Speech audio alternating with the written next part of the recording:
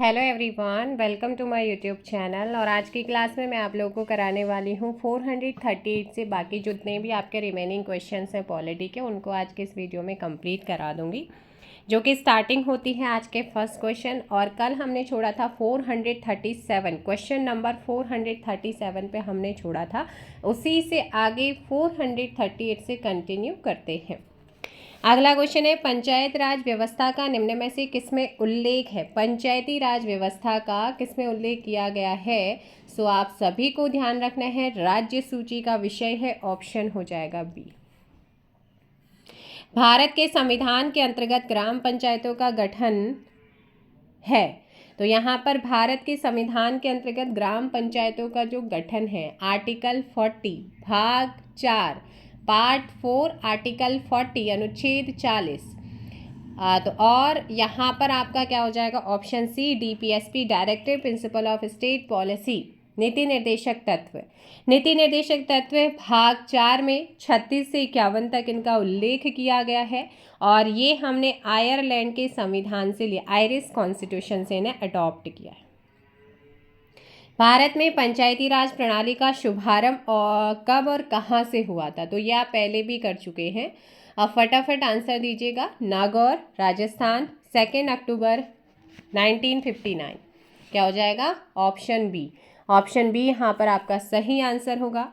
Next question पे चलते हैं। 41, निम्न में से किस एक की संस्तुति के आधार पर मूल कर्तव्यों से संबंधित प्रावधानों को भारत के संविधान में जोड़ा गया है? तो निम्न में से किस एक की संस्तुति के आधार पर मूल कर्तव्यों, तो ये आपको मैंने पहले भी बताया है, कई बार बता चुकी हूँ। भाग 4 ए यानी कि क अनुच्छेद 51 क अर्थात ए में हमारा जो है सरदार स्वर्ण सिंह समिति की सिफारिश पर इनको 42वें संविधान संशोधन 1976 के द्वारा जोड़ा गया, और कानूनी रूप से इसे वर्मा समिति ने इस पर काम किया था 1999 के अराउंड। अगला क्वेश्चन आता है, प्रमुख आयोग और कमिटियों से रिलेटेड है। Who is chairman of law commission of India whose tenure ended on 31 August 2012? क्योंकि ये आपका क्वेश्चन कब का पूछा जा चुका है, क्वेश्चन है आपका 2012 का, तो उसी के अकॉर्डिंग आप लोग यहाँ पर ध्यान रखेंगे, और इसका सही आंसर हो जाएगा ऑप्शन सी, इसके अकॉर्डिंग न्यायाधीश पीवी रेड्डी। सो अभी आप मुझे बताइएगा, वर्तमान में हमारा जो विधि आयोग है उसके अध्यक्ष कौन है? जल्दी से कमेंट कीजिएगा।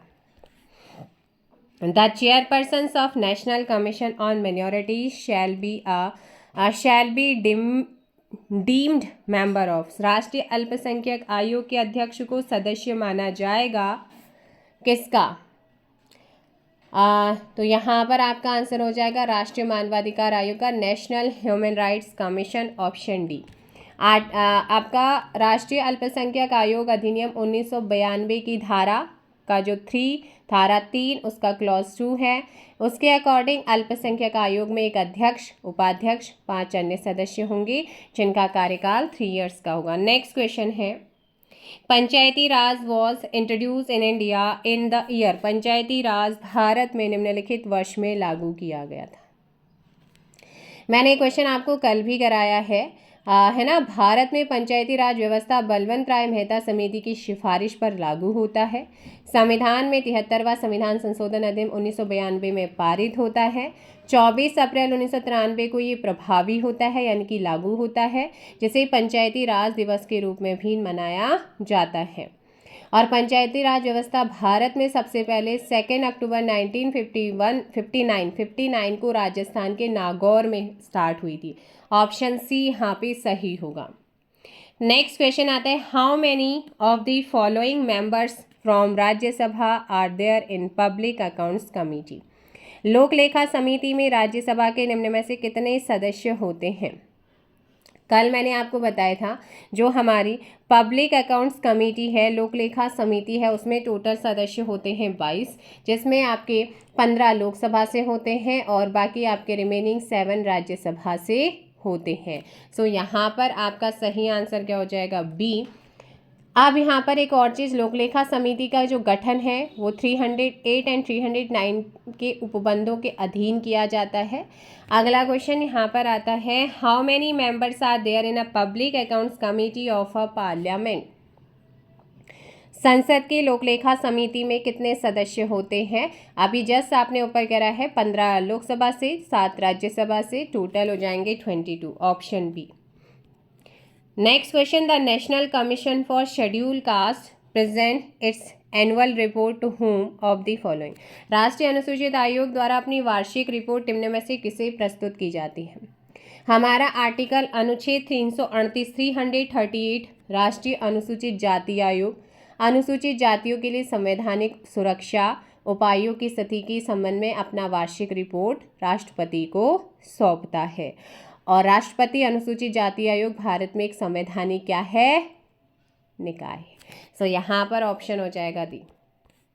23 में पूछा गया क्वेश्चन है आर्टिकल 280। मैंने आपको कल परसों 3 जब से पॉलिटी शुरू हुआ है डेली बता रही हूँ आपको, और क्वेश्चन आया है तो बिल्कुल आप लोगों को करना है।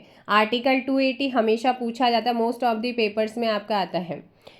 280 of the constitution is related to which of the following. Bharat के संविधान का अनुच्छेद 280 निम्न में से किससे संबंधित है? तो यहाँ पर आपका हो जाएगा फाइनेंस कमीशन से। किससे होता है? वित्तीय आयोग यानी कि फाइनेंस कमीशन। ऑप्शन आपका हो जाएगा बी। नेक्स्ट आता है how many seats are reserved for womens in panchayat by the 73rd constitutional amendment. 73वें संवैधानिक संशोधन के द्वारा महिलाओं के लिए पंचायत में, ये देखो अभी दोबारा से पूछा जा गया है क्वेश्चन, इससे पहले मैं आपको करा चुकी हूँ। पंचायतों से रिलेटेड भाग 9 जोड़ा गया था और जिसमें 73वां संविधान संशोधन हुआ था और महिलाओं को पंचायतों में 33% आरक्षण प्रदान किया गया था, 1/3 है ना। ऑप्शन हो जाएगा बी। और हमारे यहाँ पर कितना है उत्तराखंड में? जल्दी से कमेंट करो, 50 या 33। Ashok Mehta committee was related to the. Ashok Mehta समिति का संबंध किससे है? इंपॉर्टेंट क्वेश्चन है, ज़रूर याद रखिएगा इस क्वेश्चन को। क्वेश्चन नंबर 450, 1977 में गठित आपकी कमेटी किससे रिलेटेड है? द्विस्तरीय पंचायती राज व्यवस्था की इन्होंने स्थापना की सिफारिश करी थी, पंचायती राज से रिलेटेड है। Which amendment under the Indian Constitution provide for the reservation in panchayats to the women's? तो यहाँ पर भाई 73वां संविधान संशोधन, संविधान के आर्टिकल 243D की क्लॉज 3 में प्रावधान किया गया कि प्रत्येक पंचायत में प्रत्यक्ष निर्वाचन द्वारा भरे जाने वाले स्थानों की कुल संख्या के कम से कम 1/3 स्थान महिलाओं के लिए रिजर्व रहेंगे। तो ऑप्शन हो जाएगा भाई डी। अब आया 74वां संविधान। इस संशोधन द्वारा संविधान के भाग 9A में नगरपालिकाओं के बारे में प्रावधान है और 12वीं सूची जोड़ी गई थी। 75वां संविधान संशोधन आर्टिकल 323B के अधीन न्यायाधिकरण के लिए एक और विषय किराया, उसका नियमन और नियंत्रण ऐड हुआ है। 77वें संविधान संशोधन अधिनियम, इसके द्वारा अनुच्छेद 16 में एक नया खंड 4 को जोड़ा गया है। नेक्स्ट क्वेश्चन आता है the United Nations human rights council is subsidiary body of the. संयुक्त राष्ट्र मानवाधिकार परिषद एक सहायक निकाय है। तो ये सहायक निकाय किसका है आपसे बोला गया है। सो ध्यान रखिएगा 252 की अगर हम बात करते हैं ऑप्शन हो जाएगा यहाँ पे जनरल असेंबली का। किसका है? General assembly. यहाँ पर ऑप्शन हो जाएगा सी, यानी कि महासभा का। नेक्स्ट क्वेश्चन पे चलते हैं। क्वेश्चन है आप लोगों का 450, in which article of the constitution of India provisions has been made for finance commission. तो भाई फाइनेंस कमीशन मैंने आपको कई बार करा दिया है, अभी थोड़ी देर पहले आपने करा था, ऑप्शन बी। अगला क्वेश्चन यहाँ पर आता है which of the following is not mention in the Indian constitution. निम्न में से किसका उल्लेख भारतीय संविधान में नहीं है? सो ऑप्शन क्या हो जाएगा आपका? योजना आयोग एक गैर संवैधानिक निकाय है ना। और संघ लोक सेवा आयोग की अगर बात करते हैं तो आर्टिकल 315, निर्वाचन आयोग के बारे में प्रावधान 324, वित्तीय आयोग 280 और 1 जनवरी 2015 से आपका यहाँ पर जो योजना आयोग है उसके स्थान पर नीति आयोग की स्थापना, यानी कि भारत सरकार का थिंक टैंक इसको कहा जाने लगा। आर्टिकल 338 इज रिलेटेड टू, अभी थोड़ी देर पहले आपको बताया है आर्टिकल 338 में आपका क्या है। तो यहाँ पर आपका सही आंसर हो जाएगा राष्ट्रीय अनुसूचित जाति आयोग है, national commission for scheduled cast, option हो जाएगा ए। और 89वीं कॉन्स्टिट्यूशनल अमेंडमेंट एक्ट 2003 पारित कर राष्ट्रीय अनुसूचित जाति अनुसूचित जनजाति आयोग में कुछ चेंजेस हुआ, उन्हें अलग कर दिया गया है और एक नया अनुच्छेद 338A जोड़ा गया है। सो नेक्स्ट क्वेश्चन है, who has been appointed the first chief information commissioner under the right to information act 2005। सूचना का अधिकार अधिनियम 2005 के अंतर्गत किसे प्रथम केंद्रीय मुख्य सूचना आयुक्त नियुक्त किया गया है? So correct answer is Wajahat Habibullah, option हो जाएगा यहाँ पर ए। नेक्स्ट क्वेश्चन पे चलते हैं, विच one of the following section of the protections of human rights act 1993 contains the functions of the national human rights commission. मानवाधिकार संरक्षण अधिनियम 1993 की निम्नलिखित धाराओं में से कौन सी धारा में राष्ट्रीय मानवाधिकार आयोग के कृत्यों का प्रावधान है? तो ये सेक्शन है आपका 12, कौन सा हो जाएगा 12। नेक्स्ट क्वेश्चन आपका यहाँ पर आता है कि the right to information act 2005 extend to, सूचना का अधिकार अधिनियम 2005 लागू हुआ था। तो देखो भाई, अगर बात करते हैं संपूर्ण भारत में सूचना का अधिकार लागू हुआ था कब? तो ये आपका लागू हो जाता है ये 2005 में लागू हुआ था। आपको इस चीज़ का ध्यान रखना है कि जम्मू कश्मीर के अतिरिक्त संपूर्ण भारत में लागू हुआ था, क्योंकि 2005 में हुआ, लेकिन 31 अक्टूबर 2019 से JNK एंड लद्दाख केंद्र शासित प्रदेशों में भी अब ये लागू हो चुका है। वर्तमान में पूरे भारत में लागू है ना, वर्तमान में सूचना का अधिकार पूरे भारत में, लेकिन ये 2006 का क्वेश्चन है, तो यहाँ पर फिर उसके अकॉर्डिंग आंसर करेंगे।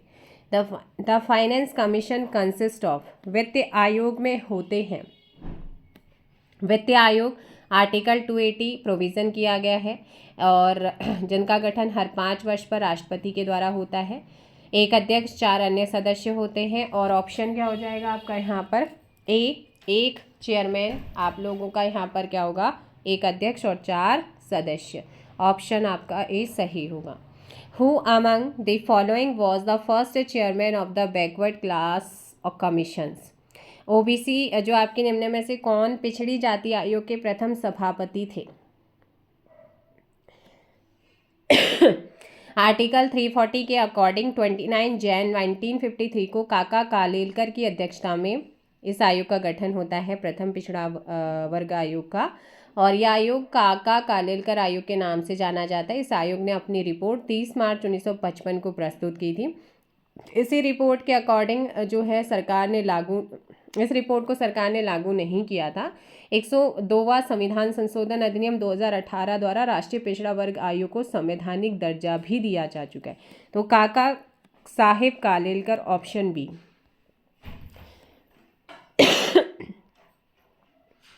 सॉरी, नेक्स्ट क्वेश्चन आता है, the major task of the Sarkaria commission was, Sarkaria आयोग का मुख्य कार्य क्या था? सो यहाँ पर केंद्र राज्य संबंधों का पुनर्निरीक्षण करना, आपको मैंने कल आप यहाँ पर बताया भी था। चलिए नेक्स्ट क्वेश्चन है, राज्य के मुख्य सूचना आयुक्त का कार्यकाल होता है। तो राज्य के मुख्य सूचना जो आयुक्त होते हैं, इनका कार्यकाल होता है 5 वर्ष या 65 वर्ष की आयु, जो भी पहले हो जाए।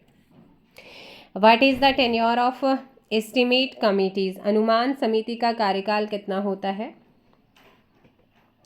अनुमान समिति यानी कि प्राक्कलन समिति जो है वो 1 वर्ष के लिए आपकी गठित होती है।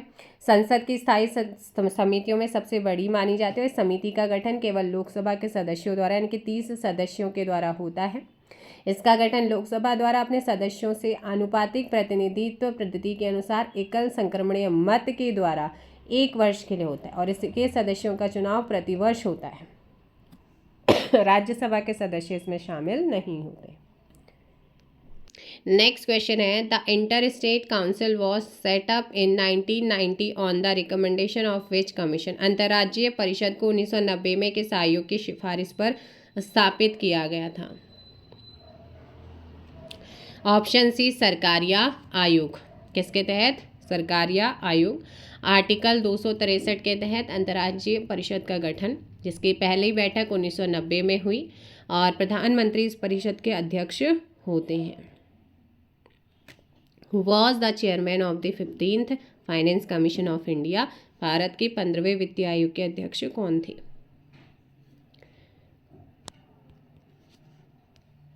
Question number 65, who was the chairman of the 15th finance commission of India? Bharat के 15वें वित्तीय आयोग के अध्यक्ष कौन थे? वित्तीय आयोग से रिलेटेड आर्टिकल 280 है और ऑप्शन डी यहाँ पर एन.के. सिंह। कौन थे? एन.के. सिंह। और 16वें वित्तीय आयोग के अध्यक्ष अरविंद पनगड़िया। नेक्स्ट क्वेश्चन पे चलते हैं, किस वर्ष नीति आयोग अस्तित्व में आया था? नीति आयोग जो है वो राष्ट्रीय भारत परिवर्तन संस्थान, भारत सरकार के द्वारा गठित एक नया संस्थान जो योजना आयोग के स्थान पर आया है। 1 जनवरी 2015 को इस नए संस्थान के मतलब इसका गठन हुआ था। भारत सरकार का थिंक टैंक के रूप में इसको जाना जाता है और इसके जो अध्यक्ष होते हैं वो प्रधानमंत्री, और पहले अध्यक्ष कौन थे? प्रधानमंत्री मोदी जी ही थे। ऑप्शन डी यहाँ पर आपका सही होगा। नेक्स्ट क्वेश्चन पे चलते हैं, राष्ट्रीय सांख्यिकी आयोग की स्थापना कब हुई थी? राष्ट्रीय सांख्यिकी आयोग की स्थापना, ध्यान रखिएगा इसका जो गठन हुआ था, एक स्वायत्त संस्था है। 1 जून 2005 को इसका गठन हुआ था और 2005 में भारत सरकार ने सी रंगराजन की अध्यक्षता वाली आर्थिक सलाहकार समिति की संस्तुति के आधार पर इसकी स्थापना का निर्णय लिया था। और आयोग में एक अंशकालिक अध्यक्ष, 4 अंशकालिक सदस्य और एक पदेन सदस्य होते हैं। और यहाँ पर ना, क्योंकि मैंने कहा है आपका 1 जून 2005 में इसका गठन हुआ और आयोग ने इसका आंसर फिर माना था ऑप्शन डी, है ना। आयोग ने क्या माना है? इसका आंसर ऑप्शन डी माना है। तो आप लोग ध्यान रखिएगा 1 जून 2005 ही होगा। बाकी आप लोग अगर ऑप्शंस में फिर आयोग ने और कोई ऑप्शन था नहीं, या तो इसको हटा देते, तो उन्होंने 12 जुलाई 2006 मतलब या तो ये लागू हुआ है। अगला क्वेश्चन पे चलते हैं हम, है ना। 12 जुलाई मतलब ये उद्देश्यों मतलब एक तरीके से लागू किया गया था, पारित मतलब गठन होना, फिर उसके बाद इम्प्लीमेंट होना वो अलग बात है। 14वीं वित्तीय आयोग 2015-20 ने भारत के राष्ट्रपति को अपनी रिपोर्ट प्रस्तुत की थी दिसंबर 2014 में। कब करा था? दिसंबर 2014 में। भारत के योजना आयोग का सृजन किया गया था। तो भारत का जो योजना आयोग है इसका गठन या इसका सृजन मंत्रिमंडल के एक प्रस्ताव के द्वारा हुआ था। ऑप्शन सी आप लोग ध्यान रखेंगे, जो कि पूछा जाता है। और 1 जनवरी 2015 से इसके स्थान पर नीति आयोग आया था और 15 मार्च 1950 में केंद्र मंत्रिमंडल के प्रस्ताव के द्वारा एक प्रस्ताव पारित हुआ कि आपका ये गठित होगा योजना आयोग। नेक्स्ट क्वेश्चन पे चलते हैं। 13वें वित्तीय आयोग के अध्यक्ष 2003 में पूछा गया क्वेश्चन है, उसी के अकॉर्डिंग यहाँ पर आंसर देंगे। ऑप्शन बी हो जाएगा, विमल जालान थे।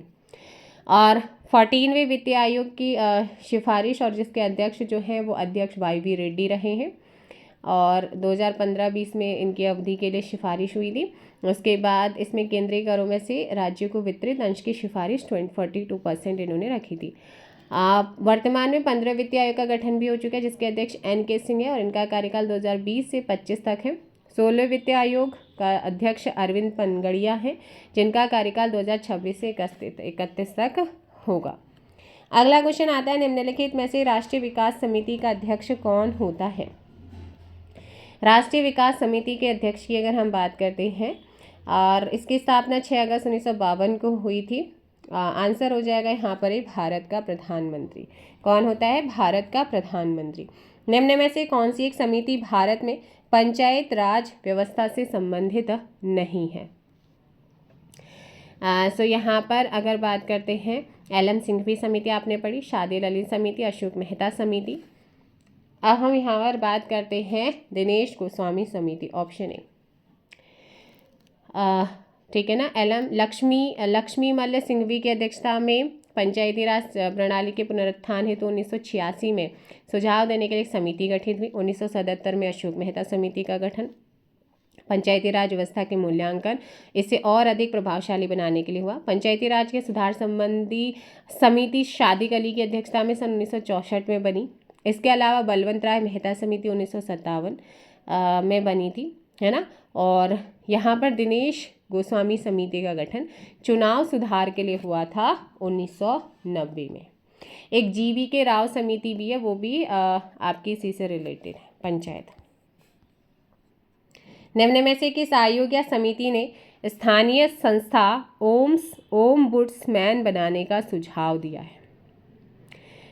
तो ये यहाँ पर दिया था द्वितीय प्रशासनिक सुधार आयोग ने, ऑप्शन बी है ना, द्वितीय प्रशासनिक सुधार आयोग ने। Next question, in which year the central information commission was established? केंद्रीय सूचना आयोग की स्थापना किस वर्ष हुई थी? 2005 में हुई थी, ऑप्शन ए यहाँ पर। और कार्यकाल इनके जो सूचना आयुक्त, मुख्य सूचना आयुक्त 5 वर्ष या 65 वर्ष, जो भी पहले हो जाए। अगला question, who among the following chair the zonal council? निम्न में से कौन क्षेत्रीय परिषद की अध्यक्षता करता है? कौन करता है यहाँ पर? होम मिनिस्टर, भारत के गृह मंत्री। कौन करते हैं? भारत के गृह मंत्री। यहाँ पर आप लोग ध्यान रखेंगे। नेक्स्ट क्वेश्चन आता है, निम्नलिखित में से कौन भारत के मानवाधिकार आयोग के प्रथम अध्यक्ष थे? Among the following who was the first president of human right commission of India? ध्यान रखिएगा, ऑप्शन हो जाएगा यहाँ पर डी, न्यायमूर्ति रंगनाथ मिश्रा। भारत का राष्ट्रीय मानवाधिकार आयोग एक स्वायत्तविधिक संस्था है। स्थापना 12 अक्टूबर 1993 में हुई थी। आयोग एक बहुसदस्यीय संस्था भी है। नेक्स्ट क्वेश्चन है, how many members are elected from the Lok Sabha for public accounts committee? ये आपको कई बार बता चुकी हूँ, 22, ऑप्शन डी।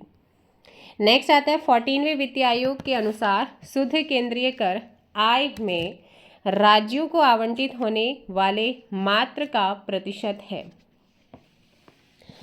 यहाँ पर इसके अकॉर्डिंग है ऑप्शन डी, 42%। कितना हो जाएगा? 42% था। यहाँ पर ऑप्शन डी होगा, जो भी पूछा गया था। बट 15वां वित्तीय आयोग ने कोविड-19 महामारी के कारण राज्यों का हिस्सा 41% करने की अनुशंसा की है। अगला क्वेश्चन आता है, निम्नलिखित में से किस समिति या आयोग ने न्याय पंचायतों के गठन की सिफारिश की? यहाँ पर की थी अशोक मेहता समिति ने। किसने करी थी? अशोक मेहता समिति। और इन्होंने करी थी द्विस्तरीय पंचायती व्यवस्था की बात करी थी। नेक्स्ट क्वेश्चन आता है, निम्न में से किस एक की सिफारिश के आधार पर संघ एवं राज्यों के बीच वित्तीय वितरण होता है? प्रधानमंत्री, मतलब आपका राष्ट्रीय विकास परिषद भारत में विकास के मामलों पर निर्णय और विचार विमर्श के लिए सर्वोच्च निकाय माना जाता है। इसके अलावा हम बात कर रहे हैं किसकी? संघ एवं राज्यों के बीच में वित्तीय वितरण कौन करता है? तो वो हमारा वित्तीय आयोग ही करता है। ऑप्शन ए यहाँ पर क्या हो जाएगा? सही आंसर होगा। ऑप्शन क्या हो जाएगा आपका? ए सही आंसर होगा। और वित्तीय आयोग से रिलेटेड आर्टिकल कौन सा? एक संवैधानिक संस्था है, 280 में इसका प्रावधान किया गया। अब आते हैं नेक्स्ट क्वेश्चन पे कि who is the chairman of national development council? जो हमारी राष्ट्रीय विकास परिषद होती है, इसका अध्यक्ष कौन होता है? अध्यक्ष होते हैं प्रधानमंत्री, है ना। कौन होते हैं? प्रधानमंत्री होते हैं। योजना आयोग, जो अब नीति आयोग, उसके सभी सदस्य होते हैं। राज्यों के मुख्यमंत्री, केंद्र शासित प्रदेश के प्रशासक, केंद्रीय मंत्रिपरिषद के सभी सदस्य इसमें क्या होते हैं? शामिल होते हैं। नेक्स्ट क्वेश्चन पे चलते हैं। क्वेश्चन है आपका, under article 338A of the Indian constitution there shall be a commission known as. भारतीय संविधान के अनुच्छेद 338 का के अंतर्गत एक आयोग होगा जो डैश के नाम से ज्ञात होगा। तो यहाँ पर आपका ऑप्शन सी हो जाएगा, national commission for scheduled tribes. Next question, who is the chairman of the national development council?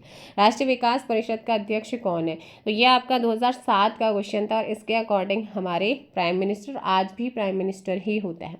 6 अगस्त 1952 को राष्ट्रीय विकास परिषद का गठन हुआ और परिषद के अध्यक्ष प्रधानमंत्री होते हैं। योजना आयोग का सचिव भी इसका सचिव ही होता है। और भारतीय संघ के सभी राज्यों के मुख्यमंत्री और नीति आयोग के सभी सदस्य इसके क्या होते हैं? पदेन सदस्य होते हैं। Who can remove election commission from his office? यानी कि निर्वाचन आयुक्त को उसके पद से कौन हटा सकता है? आर्टिकल 324 क्लॉज 2 के अधीन निर्वाचन आयुक्तों की नियुक्ति और उनको पद से हटाने की शक्ति राष्ट्रपति में निहित है। ऑप्शन हो जाएगा। इसके अलावा यहाँ पर तो देखो, यहाँ पर आपका आंसर क्या हो जाएगा? डी, ऑप्शन डी बिल्कुल सही होगा। इसके निर्वाचन आयुक्त या प्रादेशिक आयुक्तों को मुख्य निर्वाचन आयुक्त की सिफारिश के बिना हटाया नहीं जा सकता, ये भी ध्यान रखना है। और ये जो निश्चित हुआ ना, एक वाद आया था एस धनोवा बनाम भारत संघ के बाद में फैसला सुनाया था। Who appointed the chairman of the state public service commission in India. Bharat में राज्य लोक सेवा आयोग के अध्यक्ष की नियुक्ति किसके द्वारा की जाती है? 316 आर्टिकल 316 संघ लोक सेवा आयोग या संयुक्त लोक सेवा आयोग के अध्यक्ष सदस्यों की नियुक्ति राष्ट्रपति के द्वारा की जाती है। ऑप्शन फिर यहाँ पर हो जाएगा। और इसके अलावा जबकि जो राज्य का लोक सेवा आयोग या अध्यक्ष होते हैं या सदस्य होते हैं उनकी नियुक्ति राज्यपाल करता है। संघ आ जाएगा तो फिर वो राष्ट्रपति होगा, और लोक सेवा की बात करते हैं उसके अध्यक्ष और सदस्यों की नियुक्ति राज्यपाल करते हैं, the governor of the state. A political party is recognized as national और रीजनल by the। एक राजनीतिक दल को राष्ट्रीय या क्षेत्रीय मान्यता दी जाती है किसके द्वारा? तो ये भारत सरकार का जो वो है मुख्य चुनाव आयुक्त इलेक्शन कमीशन ऑफ इंडिया है, चुनाव आयोग हमारा उसके द्वारा। नेक्स्ट आता है which one of the following article of the constitutions of India gives power to the election commission of India to superintendence directions and control of election. Bharat के संविधान के निम्नलिखित अनुच्छेदों में से कौन सा भारत के निर्वाचन आयोग को निर्वाचनों के अधीक्षण, निर्देशन और नियंत्रण की शक्ति प्रदान करता है? Article 324 324 option A. Next question आता है election commissions of India Bharat का निर्वाचन आयोग है कि क्या है? ये संवैधानिक निकाय है ना। ऑप्शन ए यहाँ पर क्या हो जाएगा? Constitutional body. What is the tenure of the chief election commissioners of India. Bharat के मुख्य चुनाव आयुक्त का जो कार्यकाल होता है वो आपका 6 वर्ष या 65 जो भी पहले हो जाए, और नियुक्ति होती है राष्ट्रपति के द्वारा। Option D. नेक्स्ट क्वेश्चन आता है which article is related to the election commission of India. Article 324। Option क्या हो जाएगा आपका यहाँ पर? बी। नेक्स्ट क्वेश्चन आता है union public service commission members have tenure of office for. यानी कि आपसे पूछा गया है कि संघ लोक सेवा आयोग के सदस्यों का कार्यकाल कितना वर्ष का होता है। और हमारा जो अगर मैं बात करती हूँ निर्वाचन आयोग से रिलेटेड उसके गठन से रिगार्डिंग जो प्रावधान किए गए कौन से भाग में है, तो भाग 15 है। आर्टिकल 324 से लेकर 329 तक निर्वाचन आयोग से रिलेटेड है। संघ लोक सेवा आयोग के सदस्यों का कार्यकाल कितने वर्ष होता है? तो यहाँ पर मैंने आपको बताया था 6 वर्ष या 65 वर्ष की दशा में आप ध्यान रखेंगे। देखो तो यहाँ पर आपका 6 वर्ष हो जाएगा ऑप्शन सी। यहाँ पर एक चीज़ आप ज़रूर ध्यान रखिएगा, 6 वर्ष की अवधि तथा संघ लोक सेवा आयोग की दशा में 65 वर्ष की आयु प्राप्त कर लेने तक, और राज्य लोक सेवा आयोग का संयुक्त लोक सेवा आयोग की दशा में 62 वर्ष की आयु प्राप्त कर लेने तक इनमें से जो भी पहले हुए पद धारण करेगा। अगला क्वेश्चन यहाँ पर आता है कि who is the current chairman of union public service commission. भाई ये 2019 का पूछा गया क्वेश्चन है, लेकिन मैं अभी आपसे पूछ रही हूँ, आप लोग बताइएगा कि वर्तमान में संघ लोक सेवा आयोग के अध्यक्ष कौन है? बताइएगा। तो यहाँ पर अगर देखो बात करते हैं हम 492 की, इसके अकॉर्डिंग क्योंकि 2019 का था, 19 के अकॉर्डिंग थे अरविंद सक्सेना है ना। और संघ लोक सेवा आयोग के अध्यक्ष का कार्यकाल 65 वर्ष या 6 वर्ष जो भी पहले हो जाए तब तक होता है, उनकी नियुक्ति राष्ट्रपति करता है। और 2025 में श्रीमती प्रीति सूदन जो है वो इसके अध्यक्ष हैं। नेक्स्ट क्वेश्चन पे चलते हैं। EVM refers to. ईवीएम एक सूचक है।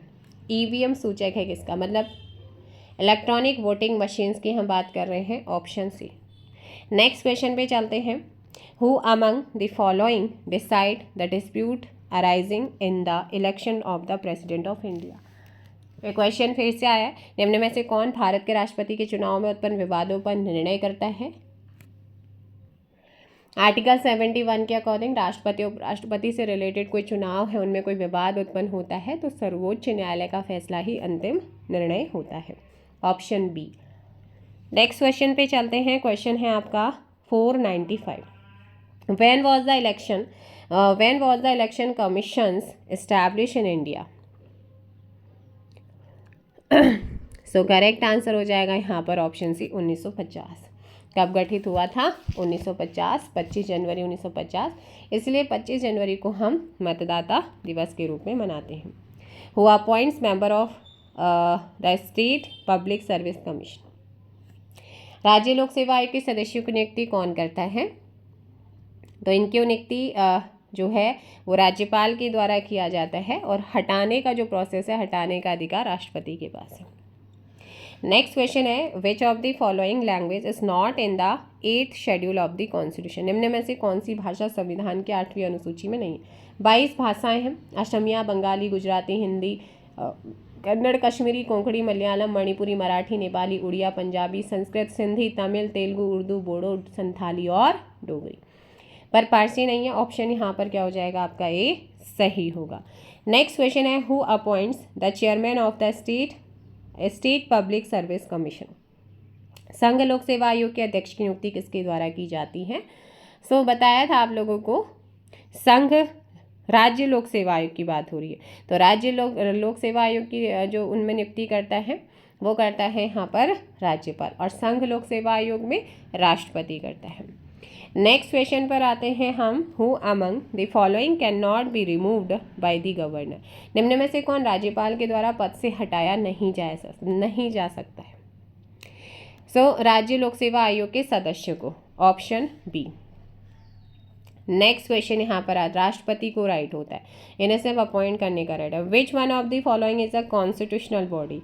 निम्न में से कौन सी संवैधानिक संस्था है? तो निम्न में से कौन जो है वो संवैधानिक संस्था है? संविधान के अनुच्छेद 324 के अनुसार संसद, राज्य विधानमंडल, राष्ट्रपति व उपराष्ट्रपति के पदों के चुनाव के संचालन, निर्देशन व नियंत्रण की जिम्मेदारी चुनाव आयोग की है, जिसका गठन 25 जनवरी 1950 को हुआ। तो कौन एक संवैधानिक संस्था है? इलेक्शन कमीशन है, जिसमें एक चुनाव आयुक्त और 2 अन्य चुनाव आयुक्त होते हैं। इसका ध्यान रखेंगे। चलिए नेक्स्ट क्वेश्चन है, राज्य लोक सेवा आयोग अपने कार्यों की वार्षिक रिपोर्ट प्रस्तुत करता है। सो ये प्रस्तुत करता है आपका ऑप्शन सी, राज्य के राज्यपाल। संविधान का 14वां जो पार्ट है उसमें अनुच्छेद 315 से 323 में राज्य लोक सेवा आयोग की स्वतंत्रता, शक्ति और उनके अलावा गठन, सदस्यों की नियुक्ति, उनको पद से हटाए जाने का प्रावधान है। तो यहाँ पर राज्य के राज्यपाल को। नेक्स्ट क्वेश्चन, भारत का निर्वाचन आयोग है। भारत का निर्वाचन आयोग क्या है? एक संवैधानिक संस्था है, कॉन्स्टिट्यूशनल बॉडी है। नेक्स्ट क्वेश्चन पे चलते हैं, भारत में राजनीतिक दलों को मान्यता दी जाती है। भारत में राजनीतिक दलों को मान्यता कौन देता है? तो ये मान्यता दी जाती है भारतीय निर्वाचन आयोग के द्वारा। ऑप्शन क्या हो जाएगा यहाँ पर? Option D. नेक्स्ट, निम्न में से कौन सा चुनाव निर्वाचन आयोग के द्वारा संपादित नहीं होता है? भारत का पहला आम चुनाव मुख्य चुनाव आयुक्त श्री सुकुमार सेन के नेतृत्व में कराया, जिसमें 14 राष्ट्रीय है ना, हाँ, इसमें क्या थे आपके 14 राष्ट्रीय राजनीतिक दलों ने भाग लिया था। लेकिन केंद्रीय निर्वाचन आयोग द्वारा लोकसभा, राज्यसभा, राष्ट्रपति के चुनाव कराए जाते हैं, जबकि स्थानीय निकायों के लिए निर्वाचन नामावली तैयार करने, उन सभी निर्वाचनों के संचालन का निर्देशन, नियंत्रण के लिए राज्य निर्वाचन आयोग होता है, जिनकी नियुक्ति राज्य के राज्यपाल के द्वारा होती है। तो यहाँ पर स्थानीय निकाय आएगा। भारत में लोकसभा के लिए प्रथम सामान्य निर्वाचन कब हुए थे? तो यहाँ पर इस चुनाव को संपन्न कराने के लिए 4 माह का लंबा समय लगा और पूरे चुनाव 21 फरवरी 1952 से संपन्न हुए। इसमें कुल मतदान प्रतिशत 61.16 था। लोकसभा के लिए स्थानों की संख्या 489। तो यहाँ पर ऑप्शन डी 1952 में जो हुआ था, और इसके प्रथम मुख्य चुनाव आयुक्त बने थे श्री सुकुमार सेन। भारतीय संविधान में कितनी भाषाएं मान्य हैं? आपको मैंने कहा था 21वें संविधान संशोधन 1967 के द्वारा सिंधी को जोड़ा गया था। मूल संविधान में 1950 में संविधान लागू हुआ, 8वीं अनुसूची में 14 भाषाएं थी। बाद में संशोधन हुए, जिसमें पहला संशोधन था ये वाला 21वां संविधान संशोधन 1967, सिंधी को जोड़ा गया। उसके बाद 71वां संविधान संशोधन 1992 के द्वारा 8वीं अनुसूची में नमक, नेपाली, मणि, कोंकणी भाषा को जोड़ा गया। फिर आपका 92वां संविधान संशोधन 2003 द्वारा 8वीं अनुसूची में 4 भाषाएं जोड़ी गई थी, जिसमें आपकी संथाली, मैथिली, डोंगरी और बोडो थी। इस प्रकार से 22 भाषाएं हैं। संविधान में कितनी भाषाएं मान्य है? अब देखो भाई, इसमें फिर आयोग ने लगाया है 18। कितनी लगाई हैं? 18 है, लेकिन हमारे यहाँ पर 22 भाषाएं हैं। ऑप्शन फिर इन्होंने बी लगाया, तो फिर 2006 में हम आयोग के अकॉर्डिंग ही चलेंगे। नेक्स्ट क्वेश्चन पे चलते हैं। क्वेश्चन है हम लोगों का, भारत के मुख्य चुनाव आयुक्त का कार्यकाल कितना होता है? तो भारत के मुख्य चुनाव आयुक्त का कार्यकाल 6 वर्ष या 65 वर्ष, जो भी हो जाए, ऑप्शन बी। नेक्स्ट, निम्न में से कौन भारत में राजनीतिक दलों को मान्यता प्रदान करता है? ये दोबारा क्वेश्चन रिपीट हो रहा है। भारत का निर्वाचन आयोग, ऑप्शन बी। नेक्स्ट क्वेश्चन पे चलते हैं। भारत के मुख्य चुनाव आयुक्त को निम्नलिखित में से किसके द्वारा नियुक्त किया जाता है? राष्ट्रपति के द्वारा अपॉइंट किया जाता है। अगला क्वेश्चन आता है यहाँ पर, भारत के संघ लोक सेवा आयोग के लिए निम्न में से कौन सही है? यह राज्य लोक सेवा आयोग का निरीक्षण करता है। नहीं, इसका राज्य लोक सेवा आयोग से कोई लेना देना नहीं। इसके सारे सदस्य राज्य लोक सेवा आयोग चले जाते हैं। यह राज्य लोक सेवा आयोग के राष्ट्रीय, तो यहाँ पर ऑप्शन बी वाला है। नेक्स्ट क्वेश्चन पे चलते हैं। भारत में प्रथम आम चुनाव आयोजित हुआ था। भारत में पहला आम चुनाव कब आयोजित हुआ था? 1952 में। ऑप्शन हो जाएगा यहाँ पर बी। क्या हो जाएगा? 1952 बी। और प्रथम लोकसभा का गठन 6 मई 1952 को हुआ। प्रथम चुनाव की प्रक्रिया 1951 में ही शुरू हो गई थी, लेकिन 1952 में कंप्लीट हुई थी। तो ऐसे में ऑप्शन क्या हो जाएगा? बी आपका सही। एक बार जल्दी से वीडियो को लाइक और शेयर कर दीजिएगा। यहाँ पर लगभग आप लोगों के 200+ क्वेश्चंस आज भी आपको देखने को मिलेंगे, है ना। लेकिन हाँ, आज का आपका ये पॉलिटी वाला पूरा ख़त्म हो जाएगा। 3 वीडियोस आपकी आ जाएंगी पॉलिटी की, मतलब आपकी परसों आपको कराए, कल कराए और आज फाइनल है। उसके बाद हम कोशिश करेंगे कि आप लोगों को ज्योग्राफी जो है वो खत्म करा दी जाए। चलिए नेक्स्ट क्वेश्चन का आंसर दीजिए। अब हम क्वेश्चन करते हैं आपातकाल उपबंध संविधान संशोधन से regarding. By which constitutional amendment act the president is bound to act on the advice of the council of minister. किस संवैधानिक संशोधन अधिनियम के द्वारा राष्ट्रपति मंत्रिपरिषद की सलाह पर कार्य करने के लिए बाध्य है? और इसका जो प्रावधान किया गया है 42वें संविधान संशोधन 1976 के द्वारा किया गया था, आर्टिकल 74 में। नेक्स्ट क्वेश्चन आता है, how many times the emergency has been proclaimed in India on the ground of internal disturbance. Bharat में आंतरिक अशांति के आधार पर कितनी बार आपात की उद्घोषणा की गई है? तो ये आपका यहाँ पर ध्यान रखना है, एक बार, वंस, यानी कि एक बार की गई है। 25 जून 1975 को की गई थी और इस उद्घोषणा को 21 मार्च 1977 को वापस भी ले लिया गया था। नेक्स्ट क्वेश्चन आता है, in which year financial emergency was proclaimed under article 360 in India. Bharat में किस वर्ष में अनुच्छेद 360 के अधीन वित्तीय आपातकाल की उद्घोषणा की गई? आप सभी जानते हैं हमारे यहाँ पर अभी तक एक भी बार वित्तीय आपातकाल नहीं लगा है, इसलिए नेवर, कभी नहीं। By which amendment of the Indian constitution Sikkim was included as full-fledged state of the Indian territory. भारतीय संविधान के किस संशोधन के द्वारा सिक्किम को भारतीय क्षेत्र के पूर्ण राज्य के रूप में शामिल किया गया था? ध्यान रखना है, इसे किया गया था 36वें संविधान संशोधन 1975 के द्वारा। ऑप्शन क्या हो जाएगा यहाँ पर? बी, बी सही आंसर होगा, ऑप्शन। नेक्स्ट क्वेश्चन आता है, the maximum period of continuance of emergency under Article 356 of the Indian constitution. भारतीय संविधान के अनुच्छेद 356 के अंतर्गत आपात की उद्घोषणा के प्रवर्तन रहने का अधिकतम समय कितना है?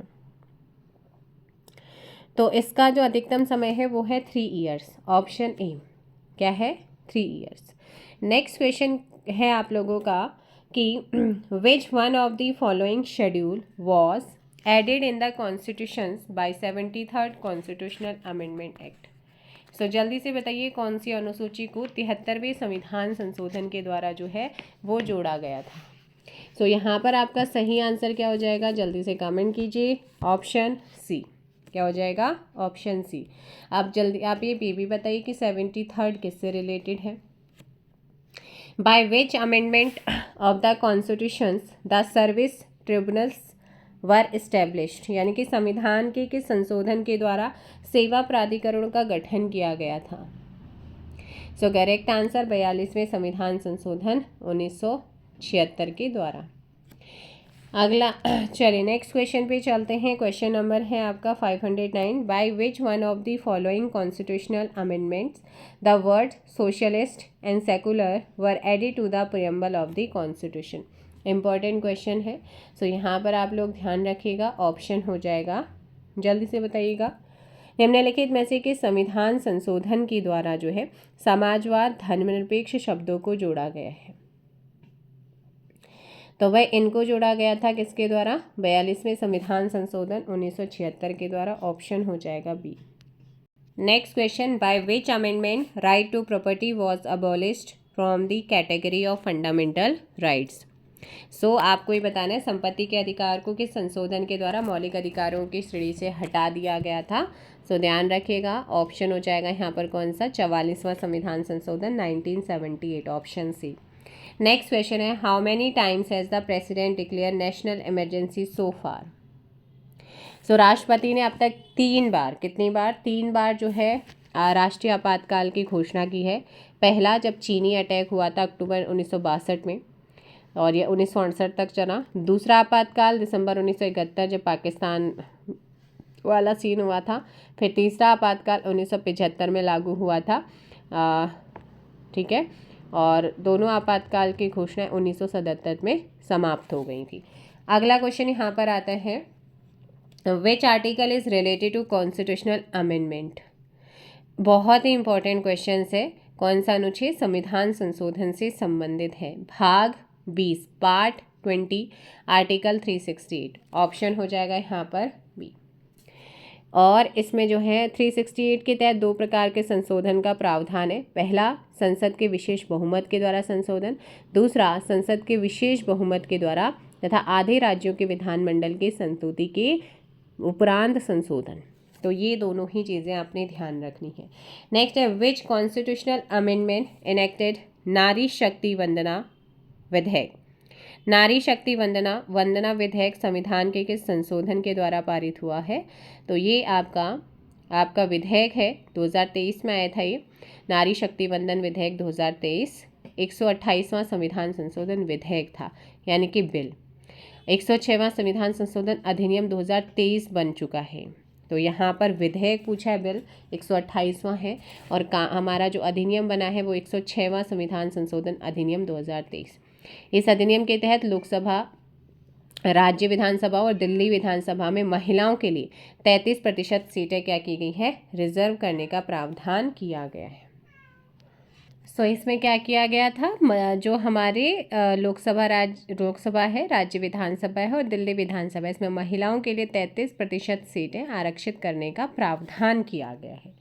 नेक्स्ट क्वेश्चन आता है before 42nd constitutional amendment act under which article of the Indian constitution the word secular was used. 42वें संविधान संशोधन के पूर्व भारतीय संविधान के किस अनुच्छेद में लौकिक यानी कि पंथ निरपेक्ष धर्मनिरपेक्ष शब्द का प्रयोग होता था? तो ये होता था हमारे अनुच्छेद 25 में। तो यहाँ पर आपका जो आंसर होगा वो हो जाएगा 25 का क्लॉज 2 ऑप्शन सी। क्या हो जाएगा? 25 का clause 2 option C. Next question पे चलते हैं कि which of the constitutional amendment act lower the voting age of election from 21 year to 18 year by amendment article 326। संविधान के संशोधन द्वारा अनुच्छेद 326 में संशोधन करके निर्वाचन में मत देने की आयु 21 वर्ष से घटाकर 18 वर्ष की गई थी। तो यहाँ पर है आपका कौन सा 61वां संविधान संशोधन, ऑप्शन बी। क्या हो जाएगा? ऑप्शन बी यहाँ पर आपका सही होगा। नेक्स्ट क्वेश्चन पे चलते हैं। Bye which constitutional amendment clause के आर्टिकल 51A वॉज एडिड। के संविधान संशोधन द्वारा अनुच्छेद 51A में खंड के को शामिल किया गया है। सो 526 का ऑप्शन क्या हो जाएगा यहाँ पर? आंसर ए सही होगा, 86 constitutional amendment act 2002। Next question पे चलते हैं। क्वेश्चन है हमारा 526। विच amendment added fundamental duties in the constitution of India. के संशोधन से समौलिक कर्तव्य भारतीय संविधान में जोड़े गए। तो यहाँ पर आपका सही आंसर हो जाएगा 42वां संविधान संशोधन, ऑप्शन ए। नेक्स्ट क्वेश्चन आता है। In which case it was laid down the amendment in the constitution is exercise of legislative functions of the parliament. के स्वाद में यह भी निर्धारित किया गया कि संविधान में संशोधन संसद की विधायी शक्तियों का प्रयोग है। तो ये वाद कौन सा रहा है अगर आपसे पूछता है, सो ऑप्शन हो जाएगा यहाँ पर भी गोलकनाथ बनाम पंजाब राज्य। ऑप्शन क्या हो जाएगा? बी। नेक्स्ट क्वेश्चन पे चलते हैं। Which of the following amendment to the constitution is related with reservation of seats in educational institutions for the economically weaker section of citizens. 103वें संविधान संशोधन विधेयक मतलब अधिनियम 2019 में उच्चतर शैक्षणिक संस्थाओं में, जिसके अंतर्गत संविधान के अनुच्छेद 30 में निर्दिष्ट अल्पसंख्यक शैक्षणिक संस्थानों से अलग प्राइवेट शैक्षणिक संस्थानें भी शामिल हैं, चाहे राज्य द्वारा सहायता प्राप्त हो या समाज के आर्थिक रूप से दुर्बल वर्गों के लिए आरक्षण का उपबंध करने और राज्य के अधीन सेवाओं में आरंभिक नियुक्ति के पदों पर उनके लिए आरक्षण का उपबंध करता है। ऑप्शन हो जाएगा 103। अगला आता है। Which article of the Indian constitutions defines the proclamations of emergency. भारतीय संविधान के किस अनुच्छेद में आपातकाल की उद्घोषणा जो है से परिभाषित किया गया है। सो 530 का जो आंसर होगा वो क्या हो जाएगा यहाँ पर? Option C, article 366 clause 18। Option क्या हो जाएगा आपका? सी यहाँ पर सही होगा। नेक्स्ट क्वेश्चन पे चलते हैं। The preamble of the Indian constitution has been amended so far. भारतीय संविधान की प्रस्तावना का अभी तक संशोधन हो चुका है। तो ये संशोधन हो चुका है अभी तक, एक ही बार हुआ था 42वें संविधान संशोधन 1976 के द्वारा। Option A. नेक्स्ट आता है। Which constitutional amendment puts a legal check on defection. कौन सा संवैधानिक संशोधन दल बदल पर कानूनी रोक लगाता है? सो करेक्ट आंसर हो जाएगा यहाँ पर ऑप्शन बी, 52वां और 51वां। नेक्स्ट क्वेश्चन आता है। Which of the following amendment act of the constitutions provided for the appointment of one person as the governor of 2 और मोर स्टेट। संविधान का कौन सा संशोधन एक व्यक्ति को 2 या 2 से अधिक राज्यों का राज्यपाल नियुक्त करने का अधिकार देता है? 7th constitutional amendment act 1956। Option क्या हो जाएगा यहाँ पर? डी करेक्ट आंसर होगा। चलिए नेक्स्ट क्वेश्चन का आंसर दीजिए। चलिएगा नेक्स्ट क्वेश्चन है। By which amendment act schedule, हाँ जी, तो यहाँ पर bye which amendment act schedule 9 was inserted in Indian constitution. किस संविधान संशोधन अधिनियम के द्वारा अनुसूची 9 भारतीय संविधान में स्थापित की गई थी? सो अगर हम इसकी बात करते हैं 534, ऑप्शन यहाँ पर आंसर हो जाएगा। फर्स्ट कॉन्स्टिट्यूशनल अमेंडमेंट एक्ट हुआ था 1951, इसके थ्रू जोड़ा गया था। ऑप्शन यहाँ पर हो जाएगा डी, जिसमें भूमि सुधार से रिलेटेड आपकी 284 विधियों का वर्णन किया गया था। Which article amongst the following were added by the 97th amendment act of Indian constitution. भारतीय संविधान में 97वां संविधान संशोधन अधिनियम के द्वारा निम्नलिखित में से कौन सा अनुच्छेदों को जोड़ा गया है? ऑप्शन बी यहाँ पर आपका क्या हो जाएगा करेक्ट आंसर। नेक्स्ट क्वेश्चन पे चलते हैं। The constitution 100 amendment act 2015 related to, संविधान का जो 100वां संशोधन अधिनियम 2015 है वो संबंधित है किससे? तो देखिएगा ये संबंधित है भारत और बांग्लादेश के मध्य मौलिक भूसीमा समझौता 1974 के पुनरीक्षित पाठ के प्रवर्तन को अधिकृत करने से। Option B.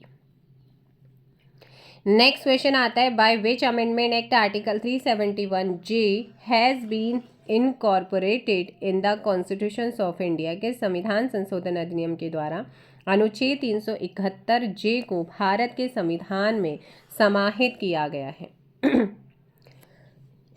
सॉरी, ऑप्शन हो जाएगा ये 98वां संविधान संशोधन 2012। नेक्स्ट है, through which amendment of the constitutions of India Sikkim was included in the union of India. Bharat के संविधान के किस संशोधन द्वारा सिक्किम भारत संघ में शामिल किया गया या शामिल हुआ था? सो ऑप्शन हो जाएगा ये 36वां संविधान संशोधन अधिनियम 1975 के द्वारा। नेक्स्ट क्वेश्चन आता है, by which constitutional amendment the number of ministers have been limited to 15% of the total number of member of the lower house.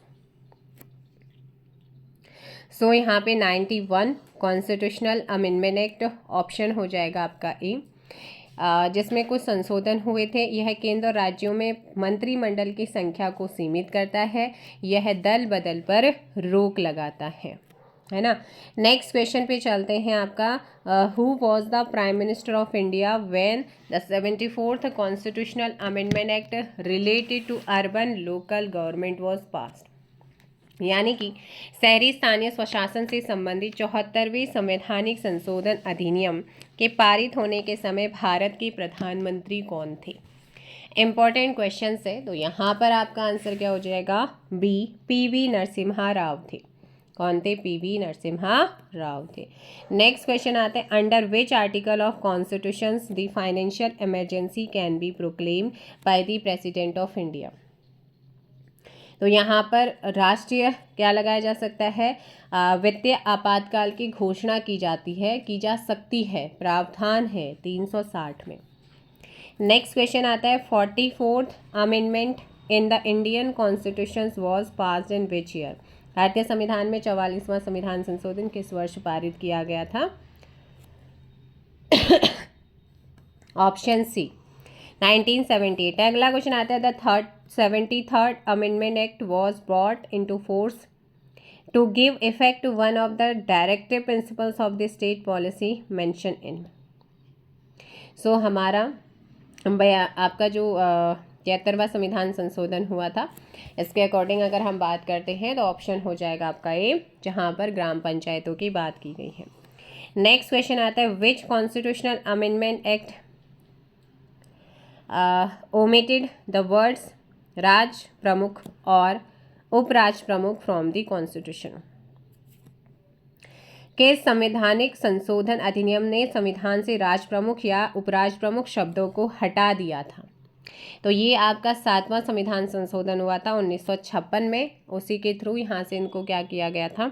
हटाया गया था। ऑप्शन क्या हो जाएगा आपका? डी। अगला क्वेश्चन यहाँ पर आता है, which of the following constitutional amendment is associated with the lowering of voting age in India. तो 21 से घटाकर आपके 18 वर्ष की गई थी 61वें संविधान संशोधन के द्वारा। नेक्स्ट क्वेश्चन पे चलते हैं, bye which of the following constitutional amendment acts the preamble of the Indian constitution was amend. तो ये अभी 3-4 बार क्वेश्चन आ चुका है। ये 42वें संविधान संशोधन 1976। Socialist and secular word were added in the preamble of Indian constitution. आप खुद देखिएगा, एग्जाम्स में बार बार रिपीट होते हैं। ऑप्शन बी, 42वें संविधान संशोधन के द्वारा समाजवादी, पंथ निरपेक्ष या धर्म निरपेक्ष और अखंडता शब्दों को जोड़ा गया था और अभी तक प्रस्तावना में एक ही बार संशोधन हुआ है। To which of the following is the 124th constitutional amendment act related to. 124वां संवैधानिक संशोधन अधिनियम निम्न में से किससे संबंधित है? तो यहाँ पर ऑप्शन फिर देखो भाई, 124वां संवैधानिक संशोधन अधिनियम पूछा गया है, जो कि गलत है। 124वां संवैधानिक संशोधन विधेयक होना चाहिए था, है ना। संशोधन विधेयक होना चाहिए, अधिनियम नहीं होगा, विधेयक होगा। तो सबसे पहले तो यहाँ पर ये विधेयक होना चाहिए। हालांकि उन्होंने इस प्रश्न का सामान्य मतलब नॉर्मली मूल्यांकन कॉमन सेंस वाली चीज़ें हैं, विधेयक होना चाहिए था, जो कि सामान्य वर्ग के आर्थिक रूप से कमजोर लोगों के लिए आरक्षण से रिलेटेड है। तो यहाँ पर आपका आंसर हो जाएगा डी। और 124वां संवैधानिक संशोधन विधेयक सामान्य रूप से आर्थिक रूप से कमजोर वर्गों को शिक्षा और नौकरियों में 10% आरक्षण से रिलेटेड है, उसका प्रोविज़न किया गया। 12 जनवरी 2019 को राष्ट्रपति की सम्मति प्राप्त होने के बाद ये विधेयक 103वां संविधान संशोधन विधेयक 2019 बन गया था।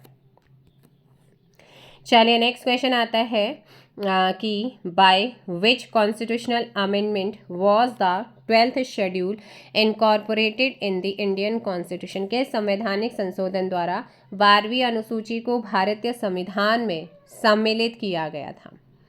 तो यहाँ पर आप ध्यान रखिएगा 74, तो यहाँ पर क्या हो जाएगा फिर 74वें संवैधानिक संशोधन अधिनियम 1992 द्वारा 12वीं अनुसूची को भारतीय संविधान में शामिल किया गया और इसी अधिनियम के द्वारा भारत के संविधान में नया भाग न्यू पार्ट 9A यानी कि क शामिल होता है। इसे नगरपालिका यानी कि म्यूनसिपलिटीज़ नाम दिया गया और आर्टिकल 243 त से लेकर 243 य और 6 तक इसके उपबंध शामिल हैं। 73वां पंचायतों से रिलेटेड है ना। नेक्स्ट क्वेश्चन पे चलते हैं कि संवैधानिक संशोधन को भारतीय संविधान का संशोधित संस्करण कहा जाता है। अब यहाँ पे जो आपका 550वां है, इसका आंसर हो जाएगा ऑप्शन सी 42वें को, है ना। 42वें के द्वारा बहुत सारे चेंजेस ऐड किए गए हैं। नेक्स्ट आता है लोक अदालत were given legal status bye which constitutional amendment act. लोक अदालतों को किस संवैधानिक संशोधन के द्वारा मान्यता प्राप्त हुई थी। हालांकि आयोग ने इस क्वेश्चन को डिलीट किया हुआ है, यानी कि लोक अदालतों को कानूनी सेवा प्राधिकरण अधिनियम 1987 के तहत वैधानिक दर्जा मिला हुआ है और 42वें संविधान संशोधन में शामिल किया गया था। तो फिर यहाँ पर आंसर नन ऑफ दीज है, क्योंकि आयोग ने इसे हटाया भी। 42वां संविधान संशोधन आना चाहिए था। नागरिकों को फ्री कानूनी सहायता उपलब्ध कराने और संवैधानिक अधिविदेश को पूरा करने के लिए भारत सरकार द्वारा 1987 में विधिक सेवा प्राधिकरण अधिनियम 1987 पारित हुआ। इसी अधिनियम के अंतर्गत राष्ट्रीय विधिक सेवा प्राधिकरण नालसा का गठन किया गया था, जो समाज के कमजोर वर्गों को फ्री में यानी कि निःशुल्क और कानूनी यानी कि विधिक सेवाएं प्रदान करता है। इसीलिए 42वां हो जाएगा, यहाँ पर आपके कोई भी नहीं, और आयोग ने इसे डिलीट किया है। Who was the first chief election commissioner of India. Bharat की प्रथम मुख्य चुनाव आयुक्त कौन थे? ये मैंने आपको बताया है इलेक्शन से रिगार्डिंग, जब मैं आपको चीज़ें करा रही थी तो वहाँ पे आपको बताया है। ऑप्शन बी सुकुमार सेन थे। नेक्स्ट आता है the constitution of India was amended for the first time in. Bharat का संविधान का सर्वप्रथम संशोधन किया गया था। तो पहला संशोधन 1951 में हुआ था, 9वीं अनुसूची जोड़ी गई थी। ऑप्शन बी के संविधान संशोधन के द्वारा शिक्षा का विषय राज्य सूची से संवर्धित सूची को स्थानांतरित किया गया है। तो यहाँ पर आंसर हो जाएगा ऑप्शन सी 42वां। कौन सा है? 42वां संविधान संशोधन। अगला बच्चों के लिए निःशुल्क एवं अनिवार्य शिक्षा का अधिकार अधिनियम 2009 को जिस संविधान संशोधन में प्रस्तावित किया गया था वह कौन सा है? तो ये था आपका 46वां संविधान संशोधन अधिनियम, जिसमें 21A को जोड़ा गया था और मौलिक कर्तव्यों में कर्तव्य जोड़ा गया था। ऑप्शन क्या हो जाएगा यहाँ पर? डी 2002। संविधान के संशोधन के अंतर्गत अन्य पिछड़ा वर्ग OBC को शिक्षण संस्थाओं में प्रवेश हेतु 27% का आरक्षण जो है प्रदान किया गया है। तो ये आपका 93वां संविधान संशोधन 2005 में हुआ था। ऑप्शन क्या हो जाएगा यहाँ पर? आपका बी सही होगा। एक नया अनुच्छेद क्लॉज 5 जोड़ा गया, जिसमें ये उल्लेख किया गया कि अनुच्छेद 19(1)(6) की कोई बात राज्य का सामाजिक और शैक्षणिक दृष्टि से पिछड़े हुए नागरिकों के किन्हीं वर्गों की उन्नति के लिए कोई प्रावधान बनाने से नहीं रोकेगा। लेकिन अनुच्छेद 30 क्लॉज 1 के अकॉर्डिंग अल्पसंख्यक शैक्षिक संस्थान इस प्रावधान के दायरे में नहीं आते हैं। नेक्स्ट क्वेश्चन आता है आप लोगों का कि संवैधानिक संशोधन द्वारा शहरी स्थानीय शासन को संवैधानिक दर्जा प्रदान हुआ है। तो यहाँ पर स्थानीय शासन को संवैधानिक दर्जा दिया गया था 74वां संविधान संशोधन 1992 के द्वारा, है ना। तो यहाँ पर आपका ऑप्शन हो जाएगा सी। नेक्स्ट क्वेश्चन पे चलते हैं। Which of the following constitutional amendments is related to the formation of the National Commission for Backward Classes in India। निम्नलिखित में से कौन सा संवैधानिक संशोधन भारत में पिछड़ी जातियों के लिए राष्ट्रीय आयोग के गठन से रिलेटेड है। सो ध्यान रखिएगा, आपका जो अधिनियम आया था संशोधन अधिनियम 102वां संविधान संशोधन अधिनियम 2018, यानी कि आपका ऑप्शन क्या हो जाएगा यहाँ पर सी सही आंसर होगा। भारत में पिछड़ी जातियों के लिए एक राष्ट्रीय आयोग के गठन से रिलेटेड है। इसी के माध्यम से राष्ट्रीय पिछड़ा वर्ग आयोग को संवैधानिक दर्जा दिया गया, जो 1993 में संसद के एक अधिनियम के द्वारा स्थापित किया गया। राज्य या संघ राज्य क्षेत्र के संबंध में सामाजिक और शैक्षणिक रूप से पिछड़े वर्गों को निर्दिष्ट करने के लिए राष्ट्रपति को अधिकार है। 102वें संविधान संशोधन अधिनियम द्वारा भारतीय संविधान में 2 नए अनुच्छेद जोड़े गए हैं, 338B एंड 342A को इसमें जोड़ा जा चुका है। नेक्स्ट क्वेश्चन पे चलते हैं हम। 559 कौन सा संवैधानिक संशोधन राज्यों से चुने जाने वाले लोकसभा के सदस्यों की संख्या बढ़ाने से संबंधित है। तो यहाँ पर आ जाएगा 7वां और 31वां, यानी कि ऑप्शन आपका सी करेक्ट आंसर होगा। नेक्स्ट क्वेश्चन है। संविधान के 73वें संशोधन ने प्रावधान किया है किस चीज़ का कि पंचायतों के नियमित चुनाव कराने के लिए प्रावधान है, बताइएगा। और यहाँ पर सही उत्तर कूट के थ्रू जानना, बिल्कुल सही। महिलाओं के लिए सभी स्तरों पर सीटों के रिजर्वेशन के लिए बात की गई, बिल्कुल सही है ना। और यहाँ पर राज्य वित्तीय आयोग की संतुति के अनुसार पंचायतों को वित्त का अनिवार्य रूप से हस्तांतरण, बिल्कुल सही। 11वीं अनुसूची में दिए विषयों के संबंध में पंचायतों को शक्ति का अनिवार्य रूप से हस्तांतरण। तो यहाँ पर आपके क्या है, सारे के सारे सही हैं। ऑप्शन क्या हो जाएगा फिर डी करेक्ट होगा। नेक्स्ट क्वेश्चन पे चलते हैं। In India which institutions hold ultimates authority to accept 5 years plan. भारत में पंचवर्षीय योजना को स्वीकार करने का अंतिम अधिकार किस संस्था को है। तो ये है हमारी, आपको ध्यान रखना है option B national development council, यानी कि राष्ट्रीय विकास परिषद, है ना। 1 जनवरी 2015 से योजना आयोग के स्थान पर नीति आयोग ने कार्य करना स्टार्ट किया है। नेक्स्ट क्वेश्चन आता है। Right to information is defined under. सूचना का अधिकार को परिभाषित किया गया है कहाँ पर। Section 2J of the right of information act, option B हो जाएगा। क्या हो जाएगा, ऑप्शन बी। नेक्स्ट क्वेश्चन पे चलते हैं। Under which article of the constitution the inter state council constituted. संविधान के किस अनुच्छेद के अंतर्गत अंतर राज्य परिषद का गठन की बात की गई है या गठन होता है। सो ऑप्शन क्या हो जाएगा 263, आर्टिकल 263। नेक्स्ट क्वेश्चन पे चलते हैं। The international criminal court is located at. अंतर्राष्ट्रीय आपराधिक न्यायालय स्थित है।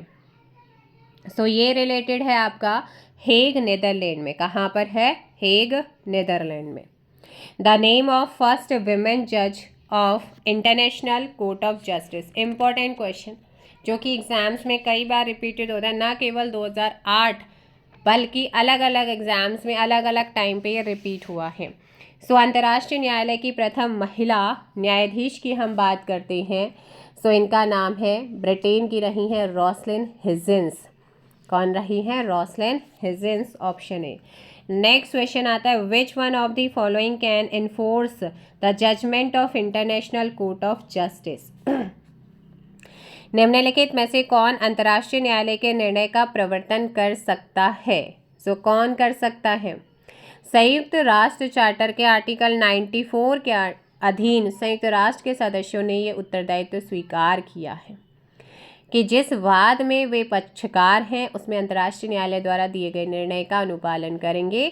और इसके साथ ही साथ ये भी प्रावधान है कि यदि कोई पक्षकार न्यायालय द्वारा दिए गए निर्णय से उत्पन्न दायित्व को पूरा नहीं करता है तो दूसरा पक्षकार मामले को सुरक्षा परिषद में उठा सकता है। यानी कि सुरक्षा परिषद आवश्यकता पड़ने पर क्या करती है? कार्यवाही। तो इसीलिए यहाँ पर क्या हो जाएगा? फिर ऑप्शन डी हो जाएगा। क्या हो जाएगा? Option D. अगला क्वेश्चन यहाँ पर आता है, member of international court of justice are elected for a period. अंतर्राष्ट्रीय न्यायालय के सदस्यों को चुना जाता है तो इनके सदस्यों को 9 वर्ष के लिए निर्वाचित किए जाते हैं और फिर से ये पुनर्निर्वाचित भी होते हैं। ऑप्शन हो जाएगा डी। नेक्स्ट है, who among the following was the chairman of 6 पे कमीशन। निम्नलिखित में से कौन छठे वेतन आयोग का अध्यक्ष था? सो छठे वित्त आयोग के अध्यक्ष यहाँ पर इनका नाम है जस्टिस श्री कृष्णा, यानी कि न्यायाधीश Shri Krishna. Option C. On which of the following dates law day है ना इज सेलिब्रेट। भारत में निम्नलिखित में से किस तिथि को विधि दिवस मनाया जाता है? और इसी को संविधान दिवस के रूप में भी मनाते हैं। ऑप्शन हो जाएगा 26 नवंबर को। In which of the following section the term information has been defined in the right to information act 2005। सूचना का अधिकार अधिनियम 2005 के निम्न धाराओं में से किस धारा में सूचना पद को परिभाषित किया गया है? धारा यानी कि सेक्शन 2F। कौन सी है? Section 2F। Option D. Next question आता है, point out the correct answer. Full faith and credit clause of the constitutions does not apply. संविधान का पूर्ण विश्वास और साख खंड लागू नहीं होता है। तो यहाँ पर आपका आंसर क्या हो जाएगा? आर्टिकल 261 में पूर्ण विश्वास और साख खंड का प्रावधान किया गया है और ऑप्शन यहाँ पर सी सही होगा। क्या हो जाएगा? ऑप्शन सी। निगम के कार्यों पर। नेक्स्ट आता है यहाँ पर कावेरी नदी के जल बंटवारे का विवाद इन राज्यों के मध्य। Kaveri rivers water sharing disputes concerns the state of. So आप सभी जानते हैं तमिलनाडु, केरला, कर्नाटक और पुडुचेरी, इनके बीच में है ये। ऑप्शन आपका डी सही होगा। और विवाद की उत्पत्ति तकरीबन 150 वर्ष पहले है ना 1892 के बीच मध्यस्थता के 2 समझौतों के साथ होती है और इतना पुराना रहा है, काफ़ी पुराना है। 3 राज्य और 1 केंद्र शासित प्रदेश के बीच में है। नेक्स्ट क्वेश्चन आता है, the national human right commission was establish in India. Bharat में राष्ट्रीय मानवाधिकार आयोग की स्थापना की गई थी। सो भारत में राष्ट्रीय मानवाधिकार आयोग का गठन 12 अक्टूबर 1993 को और 28 सितंबर 1993 से मानवाधिकार संरक्षण अधिनियम लागू होता है। तो यहाँ पर ऑप्शन डी क्या हो जाएगा? सही होगा। नेक्स्ट क्वेश्चन पे चलते हैं, विच one of the following is a third generation human right. निम्नलिखित में से कौन सा तृतीय पीढ़ी का मानव अधिकार है? सो तीसरी पीढ़ी का मानव अधिकार है विकास का अधिकार, यानी कि right to development. Next question आता है, October 2010 marks the anniversary of the right to information act. RTI act अक्टूबर 2010 में पड़ती है सूचना का अधिकार RTI अधिनियम की। ऑप्शन ए 5वीं। कौन सी है? 5वीं। अगला आता है, under the Indian constitution the code of criminal procedure 1973 has been kept in. भारतीय संविधान के अंतर्गत दंड प्रक्रिया संहिता 1973 को रखा गया है। सो इसको रखा गया है कॉन्करेंट लिस्ट में, यानी कि आपका समवर्ती सूची में। किस में रखा गया है इसे? समवर्ती सूची में। Which country's parliament became first in the world to run entirely on solar power in February 2016। फरवरी 2016 में किस देश का संसद भवन विश्व में पहला ऐसा भवन बना है जो पूरी तरह से सौर ऊर्जा के जरिए चलता है? ऑप्शन हो जाएगा यहाँ पर पाकिस्तान। कौन सा है? Pakistan. Next question, which one of the following is the highest revenue court? है ना, निम्न में से कौन सर्वोच्च राजस्व न्यायालय है? सर्वोच्च राजस्व न्यायालय की अगर हम बात करते हैं तो यहाँ पर आपका आंसर क्या हो जाएगा? Option D, the board of revenue, यानी कि राजस्व मंडल। क्या हो जाएगा? राजस्व मंडल, राजस्व परिषद, बोर्ड ऑफ रेवेन्यू, जिसका गठन 1772 में वॉरेन हेस्टिंग ने उस समय किया जब ईस्ट इंडिया कंपनी दीवानी का काम कर रही थी। सर जॉन सोर इसके पहले अध्यक्ष थे। ये राज्यों में सर्वोच्च राजस्व न्यायालय हुआ करता था। चलिए नेक्स्ट क्वेश्चन पे चलते हैं। क्वेश्चन है आपका 579, the cabinet approve the MOU between India and which country on peaceful uses of outer space? केंद्रीय मंत्रिमंडल ने बाहरी अंतरिक्ष के शांतिपूर्ण उपयोग पर भारत और किस देश के बीच समझौता ज्ञापन को मंजूरी दी है? तो ये आपका सही आंसर होगा। ये समझौता 19 नवंबर 2020 को प्राइम मिनिस्टर नरेंद्र मोदी जी की अध्यक्षता में केंद्रीय मंत्रिमंडल और भूटान सरकार के बीच में ज्ञापन पर साइन हुआ है। ऑप्शन बी यहाँ पर सही होगा। Member of international court of justice are appointed for a period of, अंतर्राष्ट्रीय न्यायालय के सदस्यों की नियुक्ति होती है कितनी अवधि के लिए? 15 न्यायाधीश होते हैं इसमें, है ना। और 1945 में संयुक्त चार्टर के द्वारा इसको इस्टेब्लिश किया गया था। अप्रैल 1946 में इसने काम करना शुरू किया। नीदरलैंड के द हेग में इसका हेडक्वार्टर है और 9 ईयर्स के लिए क्या होती है? इनके अपॉइंटमेंट्स होता है। नेक्स्ट आता है द टर्म म्यूटेन, है ना, mutatis. The terms mutatis mutandi means, mutatis mutandi पद का अर्थ है यथावश्यक परिवर्तन। क्या है? यथावश्यक परिवर्तन, with the necessary change in point of detail. Next question आता है the headquarter of international labour organisation is situated in, अंतर्राष्ट्रीय श्रम संगठन का मुख्यालय कहाँ पर है? 1919 में वर्साय की संधि के द्वारा राष्ट्र संघ की एक संबंध एजेंसी के रूप में इसका गठन हुआ और 1946 में यह संयुक्त राष्ट्र से संबंध पहली विशिष्ट एजेंसी बनी थी। वैश्विक एवं स्थायी शांति और सामाजिक न्याय इसकी स्थापना के उद्देश्य रहे हैं और स्विट्जरलैंड के जेनेवा में क्या है? इसका हेडक्वार्टर है। चाइल्ड लेबर यानी कि prohibition and regulations act was enacted, बाल श्रम निषेध और नियमन अधिनियम अधिनियमित किया गया है। अधिनियमित किया गया है 1986 में। कब हुआ है? 1986 में। ये एक्ट है 14 वर्ष से कम उम्र के बच्चों को किसी भी कारखाने या खान वगैरह में काम नहीं कराने से रिलेटेड है। अगला क्वेश्चन यहाँ पर आता है first law commission of India was constituted under charter of, Bharat का प्रथम विधि आयोग किस चार्टर के तहत गठित हुआ है? लॉर्ड मैकाले की अध्यक्षता में 1833 चार्टर के तहत इसका गठन 1834 में होता है। तो यहाँ पर ऑप्शन हो जाएगा C, the first law commission of independent India was establish in year, स्वतंत्र भारत का प्रथम विधि आयोग इस वर्ष स्थापित हुआ। किस वर्ष? तो यहाँ पर अगर हम बात करते हैं प्रथम विधि आयोग, स्वतंत्र भारत का प्रथम विधि आयोग। ऑप्शन क्या हो जाएगा आपका? डी सही आंसर होगा। क्या हो जाएगा? डी, 1955 में स्वतंत्र भारत का। Which period of Indian political system is characterised as single party dominant system, भारतीय राजनीतिक व्यवस्था का कौन सा कालखंड एकल दलीय प्रभुत्व व्यवस्था के रूप में विशेषीकृत है? तो ये आपका 1947 to 67, ऑप्शन क्या हो जाएगा यहाँ पर? ए बिल्कुल करेक्ट होगा।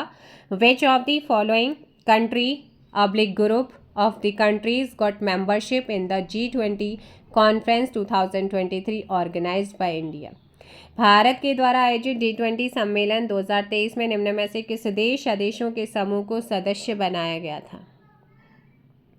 तो ये 18वां संस्करण होता जिसकी थीम थी वसुधैव कुटुंबकम। G20 का 19वां सम्मेलन ब्राज़ील की राजधानी जियो डी जेनेरियो में 18 से 19 नवंबर 2023 24 तक आयोजित हुआ। तो ये आपका अफ्रीकन यूनियन को यहाँ पर क्या किया गया है, ऐड किया गया। मैचिंग करना है लिस्ट 1 एंड लिस्ट 2, यहाँ पे जल्दी से मैच कीजिएगा। सबसे पहले तो बात करते हैं फर्स्ट लोकसभा स्पीकर, प्रथम लोकसभा अध्यक्ष GV मावलंकर रहे हैं, तो यहाँ पर हो जाएगा 3rd, है ना। उसके बाद सर्वोच्च न्यायालय में प्रथम महिला न्यायाधीश फातिमा बीबी थी, यहाँ पर हो जाएगा 1।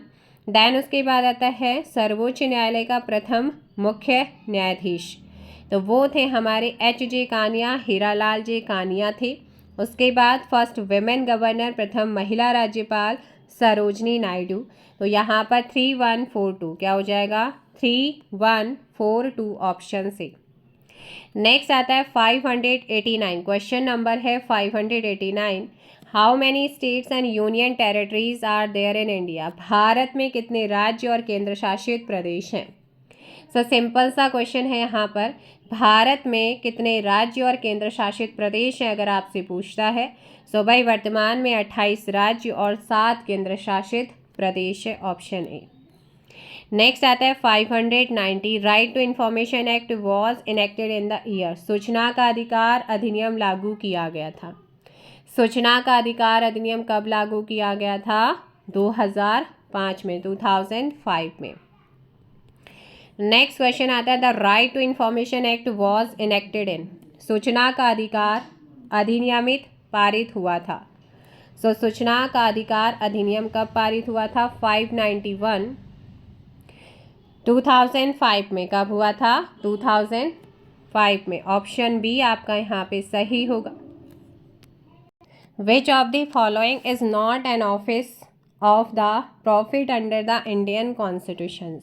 भारतीय संविधान के अंतर्गत निम्न में से कौन सा लाभ का पद नहीं है। सो लाभ का पद कौन सा नहीं है, सर्वोच्च न्यायालय का न्यायाधीश, जजेस ऑफ द सुप्रीम कोर्ट। कौन सा नहीं है, जजेस of the supreme court. The surrogacy regulation act 2021 has received the assent of the president on. So यहाँ पर आप लोग ध्यान रखिएगा, इसका सही आंसर होगा 25 दिसंबर 2021। Next question, in India law day is celebrated every year on. Bharat में किस तारीख को प्रत्येक वर्ष विधि दिवस मनाया जाता है।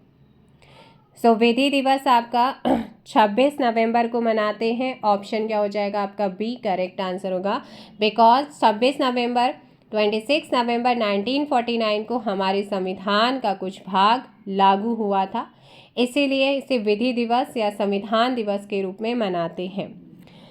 और 5 जून को आपका पर्यावरण दिवस, 1 मई को यहाँ पर आपका मजदूर दिवस के रूप में मनाते हैं। The national judicial academy is located at. राष्ट्रीय न्यायिक अकादमी स्थित है। राष्ट्रीय न्यायिक अकादमी स्थित है आपकी कहाँ पर, भोपाल मध्य प्रदेश में। कहाँ पर है, भोपाल मध्य प्रदेश में।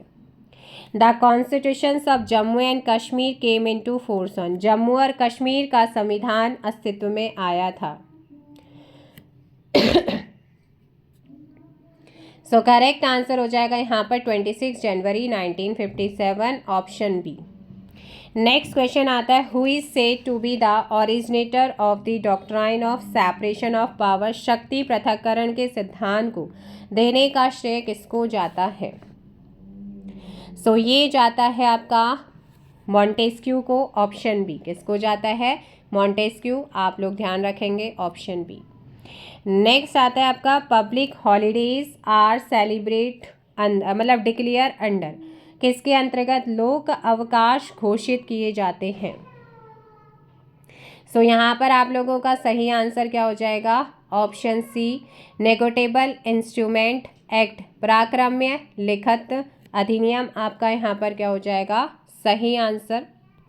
नेक्स्ट क्वेश्चन पे चलते हैं, where any information sought under the right to information act concern the life or liberty of a person, the same shall be provided within the receipt of the request. So यहाँ पर आप लोगों ने ध्यान रखना है 48 आवर्स यानी कि आपका 48 घंटे. Which of the following is are not within the jurisdictions of Right to Information Act? निम्नलिखित में से कौन सा सूचना का अधिकार अधिनियम के क्षेत्राधिकार में नहीं है? सो यहाँ पर आपका कौन सा नहीं होगा? राजीव गांधी फाउंडेशन वाला. कौन सा नहीं है? राजीव गांधी फाउंडेशन वाला भी नहीं है. तो कौन सा हो जाएगा यहाँ पर? ऑप्शन सी, ओनली सेकेंड वाला. कौन सा है? Option C. In law whistles blower means, विधि में विस्लर ब्लावर अर्थ है. इन लॉ विस्टल ब्लावर मीन्स, विधि की दृष्टि से विस्लर ब्लावर उस व्यक्ति को कहते हैं जो भ्रष्टाचार के संबंध में सूचना देता है. यानी कि आपका ऑप्शन बी क्या हो जाएगा? सही आंसर होगा. As per Indian patent act 1970, criterias of patentability in India are. भारतीय पेटेंट अधिनियम 1970 के अनुसार भारत में पेटेंट योग्यता के क्या मापदंड हैं? सो इसके मापदंड होते हैं, नवीनता भी है, ठीक है, यानी कि न्यू या न्यूवेलिटी है, अन्वेषणात्मक कदम इनिशिएटिव स्टेप्स हैं, कैपेबल ऑफ इंडस्ट्रियल एप्लीकेशन औद्योगिक उपयोजन में सक्षम भी है. यानी कि ऑल ऑफ दीज आपका यहाँ पर क्या हो जाएगा? Correct answer. In India, which institutions holds ultimate authority to accept 5 years plans? Bharat में पंचवर्षीय योजना को स्वीकार करने का अंतिम अधिकार किस संस्था को है? तो ये अधिकार यहाँ पर हो जाता है नेशनल डेवलपमेंट काउंसिल, राष्ट्रीय विकास परिषद. क्या हो जाएगा? राष्ट्रीय विकास परिषद. Right to information is defined under, सूचना का अधिकार को परिभाषित किया गया है. सूचना के अधिकार को परिभाषित किया गया है सेक्शन 2 आंसर हो जाएगा यहाँ पर बी. यह आपने अभी पहले भी करा था. Under which article of the constitutions the inter state council is constituted. तो यहाँ पर ये क्वेश्चन रिपीट हुआ है 263, आर्टिकल 263. अंतर्राष्ट्रीय आपराधिक न्यायालय कहाँ पर है? अंतर्राष्ट्रीय आपराधिक न्यायालय कहाँ पर स्थित है? सो यहाँ पर आप लोग ध्यान रखेंगे option B, the Hague Netherland में. कहाँ पर है? द हेग नीदरलैंड में है. नेक्स्ट आता है आपका, भाई ये क्वेश्चन फिर से आपका रिपीट हो रहा है. क्या हो रहा है? क्वेश्चन आपका रिपीट हो रहा है. तो देखते हैं कहाँ से आपके न्यू क्वेश्चन हैं. विच देखिएगा आपके ना 614 तक, 607 से लेकर के 614 तक आपके क्वेश्चन रिपीट हुए, सेम वो पुराने वाले. अब चलते हैं. Which justice has been appointed as the first ombudsman of India. किस न्यायमूर्ति को भारत का प्रथम लोकपाल नियुक्त किया गया था? सो ध्यान रखिएगा, फर्स्ट थे यहाँ पर पिनाकी चंद्र घोष. किनको किया गया था? Pinaki Chandra Ghosh, justice Pinaki Chandra Ghosh. The decision of the international court of justice is signed by whom. न्याय के अंतर्राष्ट्रीय न्यायालय का निर्णय किसके द्वारा हस्ताक्षरित होता है?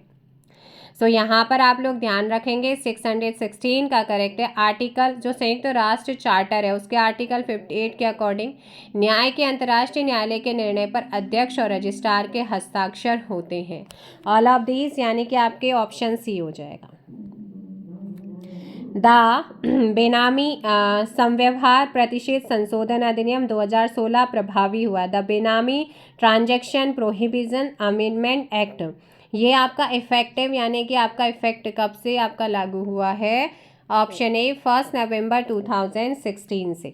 नेक्स्ट आपका क्वेश्चन आता है, the supreme court has upheld following right in union of India v Naveen Jindal.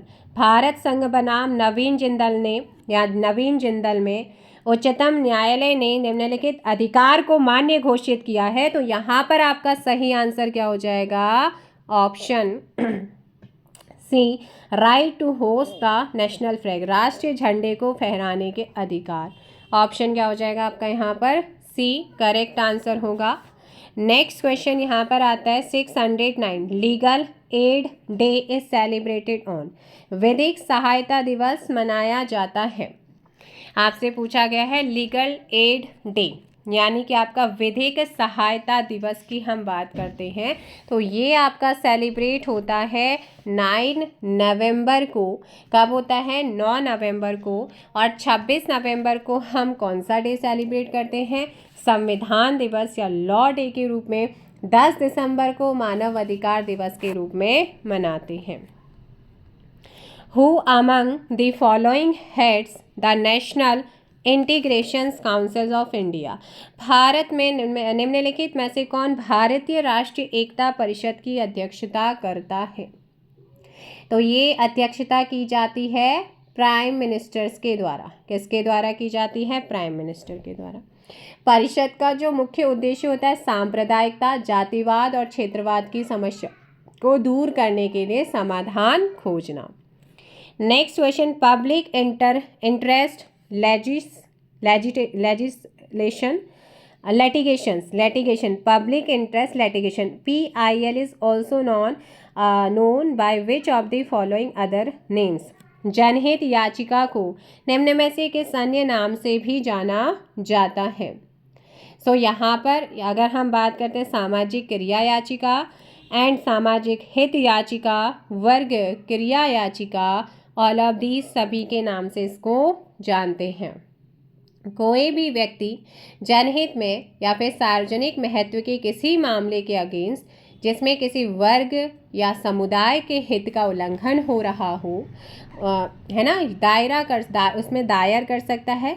जनहित याचिका को सामाजिक क्रिया याचिका, सामाजिक हित याचिका और वर्ग क्रिया याचिका इसको कहा जाता है।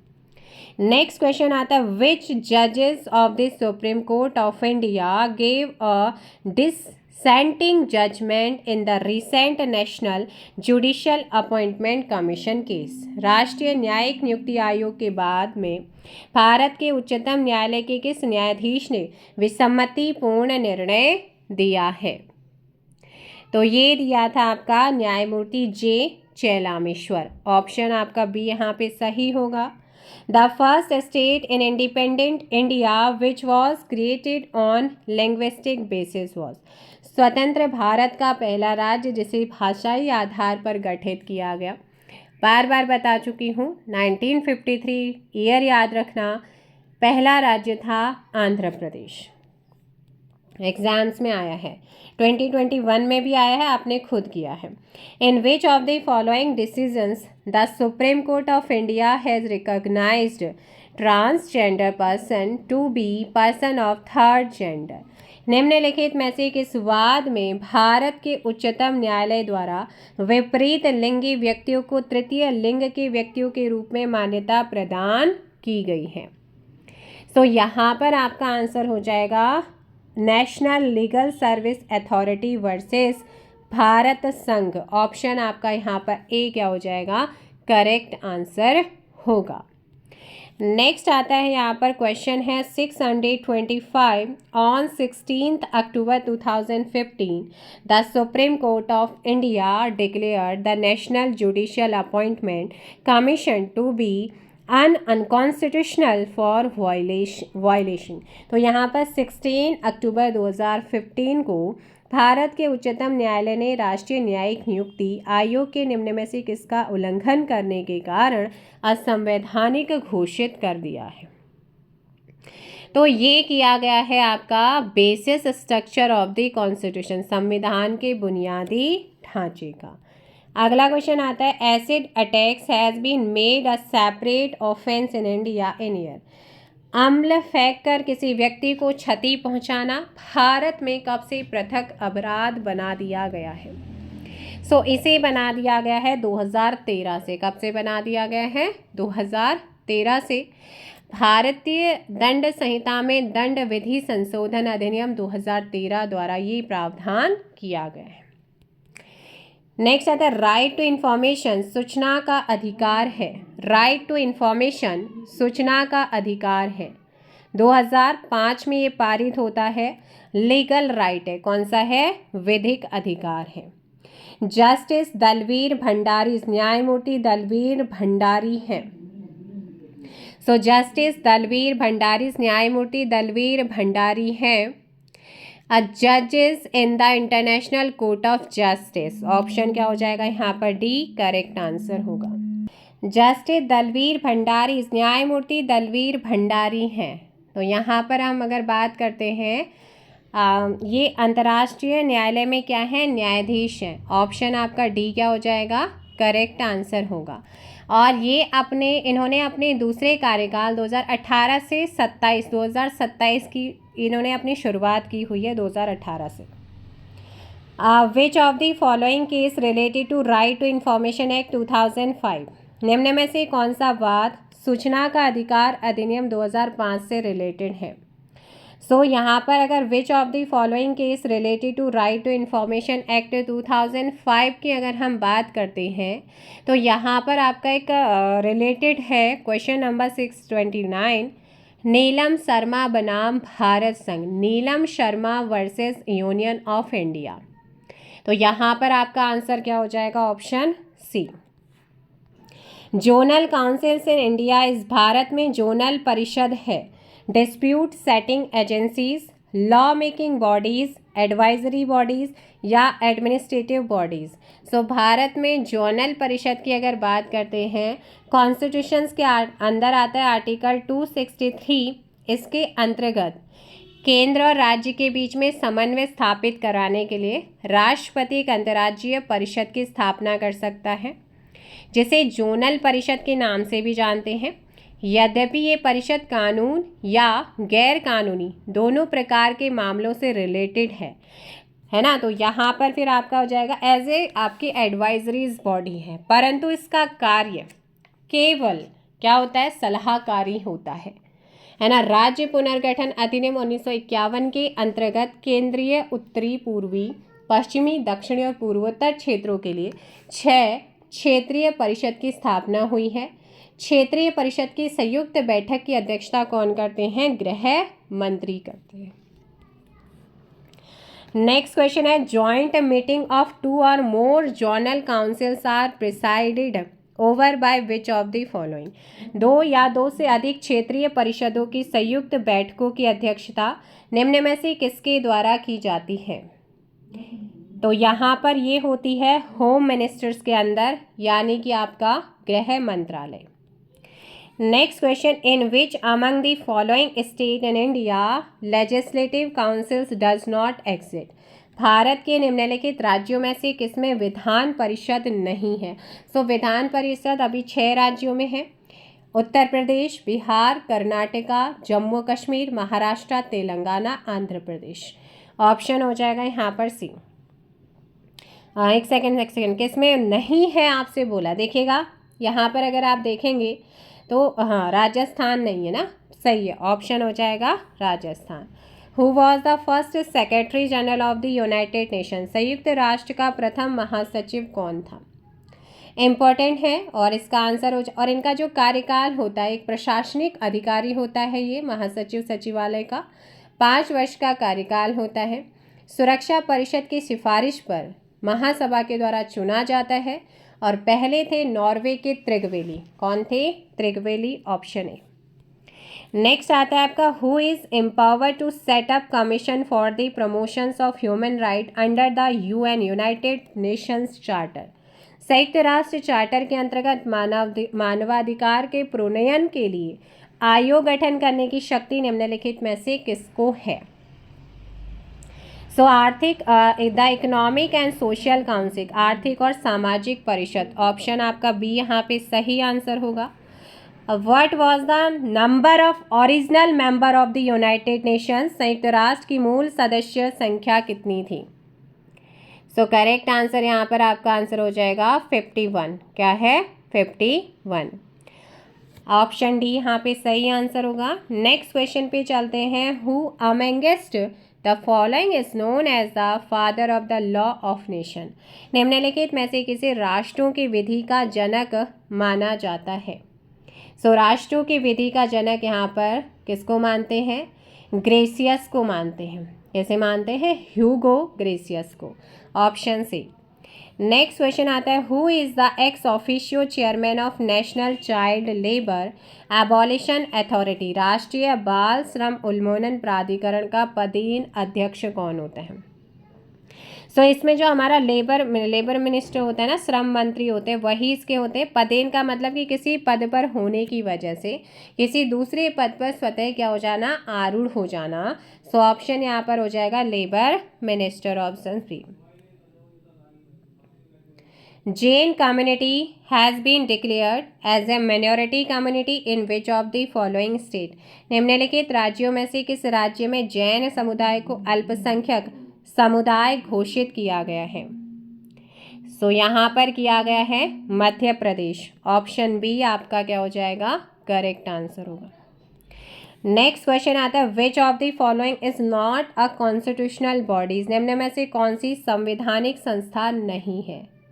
सो यहाँ पर देखो, अगर बात करते हैं जो योजना आयोग है वो नहीं है, तो यहाँ पर आपका प्लानिंग कमीशन हो जाएगा, क्योंकि संघ लोक सेवा आयोग 315 में प्रोविज़न है, हमारा फाइनेंस कमीशन 280 में प्रोविज़न किया गया है, हमारा इलेक्शन कमीशन के लिए 324 में यहाँ पर क्या किया गया, आपका प्रावधान किया गया है। लेकिन हमारा जो प्लानिंग कमीशन जिसके स्थान पर अब नीति आयोग आ चुका है 1 जनवरी 2015 से, वो काम कर रहा है। Which of the following case is related to constitutionally of right to death, निम्न में से कौन सा मुकदमा मृत्यु के अधिकार की संवैधानिकता से संबंधित है? सो यहाँ पर आपका रिलेटेड है, वैसे आपका आर्टिकल 20, यहाँ पर एक आपका वाद चला था ज्ञान कौर बनाम पंजाब राज्य 1996, उसी के मामले में ये अभी निर्धारित भी हुआ है कि आर्टिकल 21 के अंतर्गत जीवन के अधिकार के अंतर्गत मरने का अधिकार शामिल नहीं है। सो ऑप्शन बी आपका सही होगा। Proper respect is shown to national anthem by standing up when the national anthem is sung, it will not be right to say that disrespect is shown by not joining in the singing it has been held। राष्ट्रगान को गाते समय खड़े होकर राष्ट्रगान के प्रति उचित सम्मान को प्रदर्शित किया जाता है। यह कहना उचित नहीं होगा कि राष्ट्रगान में चुप रहना राष्ट्रगान के प्रति अपमान होगा। किस बात में ये कहा गया है?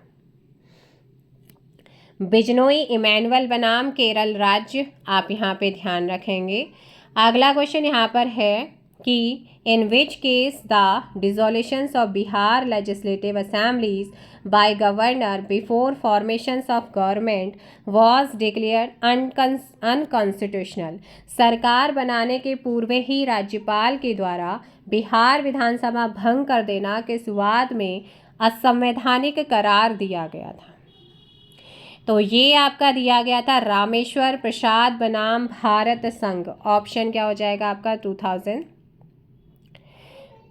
ये आपका वैसे 6 में था, तो ये आप ध्यान रखिए 5 दिखेगा। नेक्स्ट आता है the president of USA is elected after, संयुक्त राज्य अमेरिका में राष्ट्रपति का चुनाव कितने अंतराल का होता है?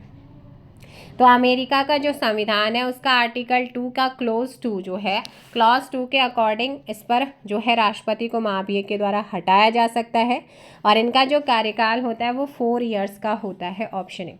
और संयुक्त राज्य अमेरिका का राष्ट्रपति अमेरिका का सर्वोच्च सत्ताधिकारी एवं कार्यपालिका का क्या होता है, सब क्या होता है यहाँ पर स्वामी माना जाता है।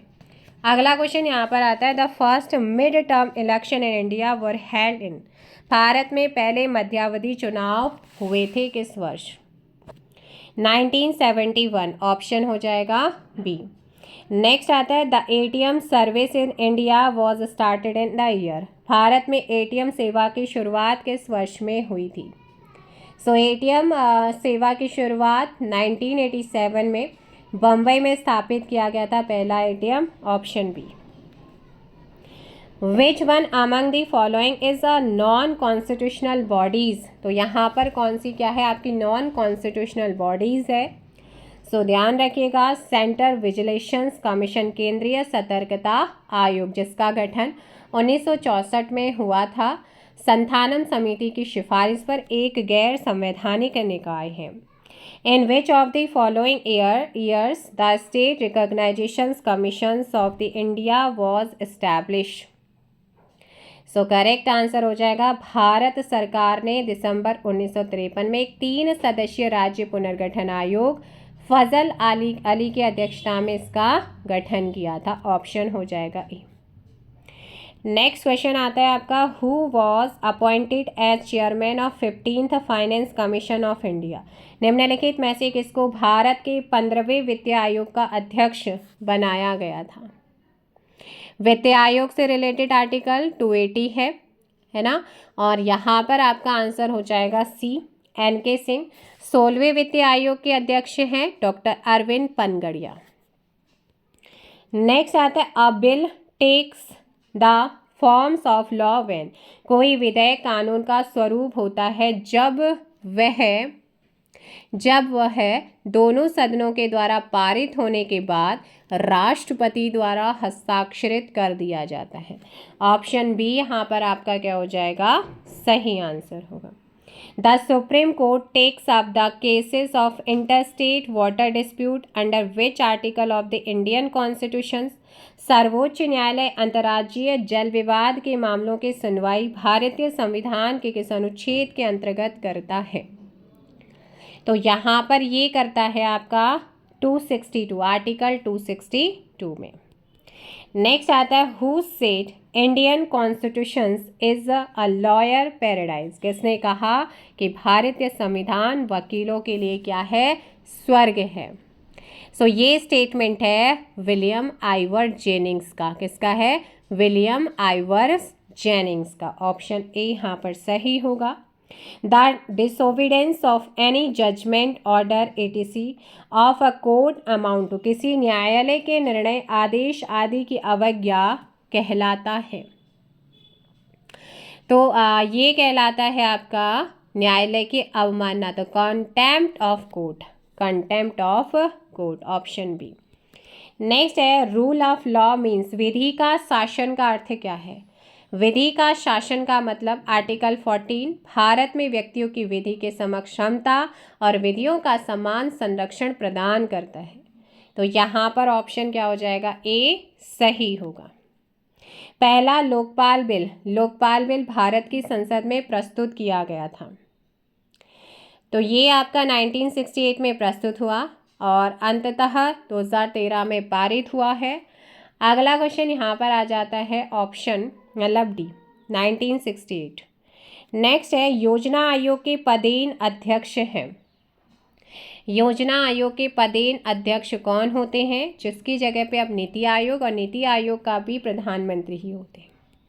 नेक्स्ट है, बंधुआ मजदूरी पर रोक अधिनियम पास हुआ था। तो बंधुआ मजदूरी पर रोक अधिनियम कब पास हुआ था?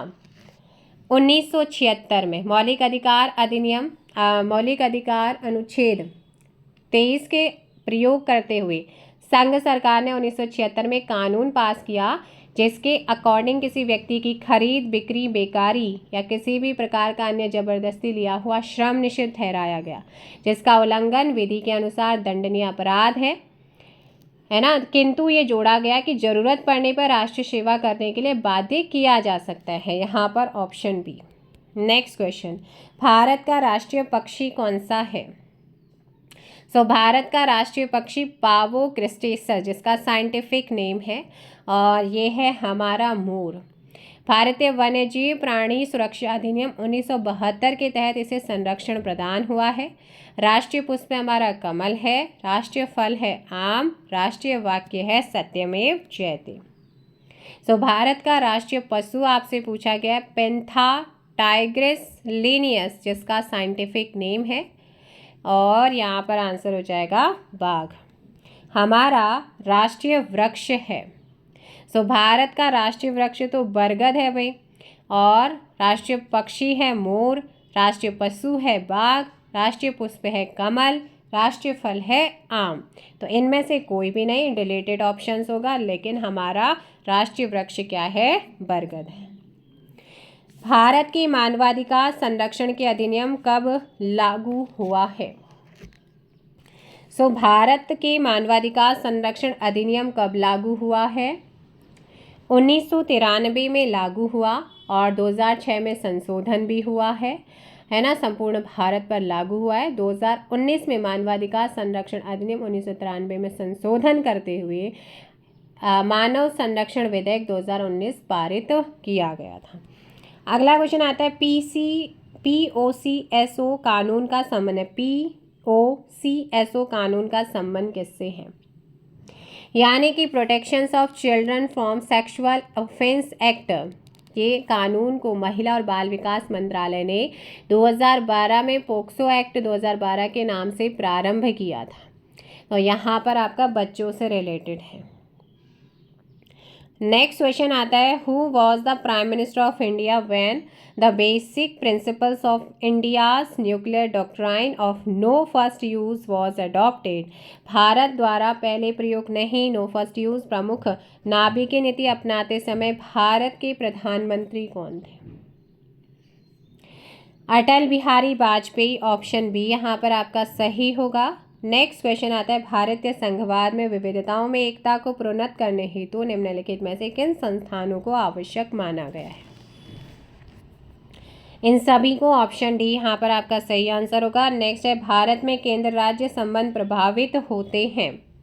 तो ये आपके अगर बात करते हैं संविधान के प्रावधानों से रिलेटेड, तो यहाँ पर ऑप्शन डी सही होगा आपके संविधान के प्रावधानों से, नियोजन प्रक्रिया से, राजनीतिक हितों के अंतर विरोध से, हुक्म चलाने की इच्छा की प्रबलता से, सभी से होते हैं ऑप्शन डी। नेक्स्ट आता है, the preventions of corruptions amendment act 2018 came into effect from. भ्रष्टाचार निवारण संशोधन अधिनियम 2018 कब से लागू हुआ है? तो ये हमारा 26 जुलाई 2018 से लागू हुआ है, ऑप्शन सी करेक्ट होगा। नेक्स्ट क्वेश्चन आता है, a person born not in the country of his parent would be the nationals of the country where he is born on the basis of the principal.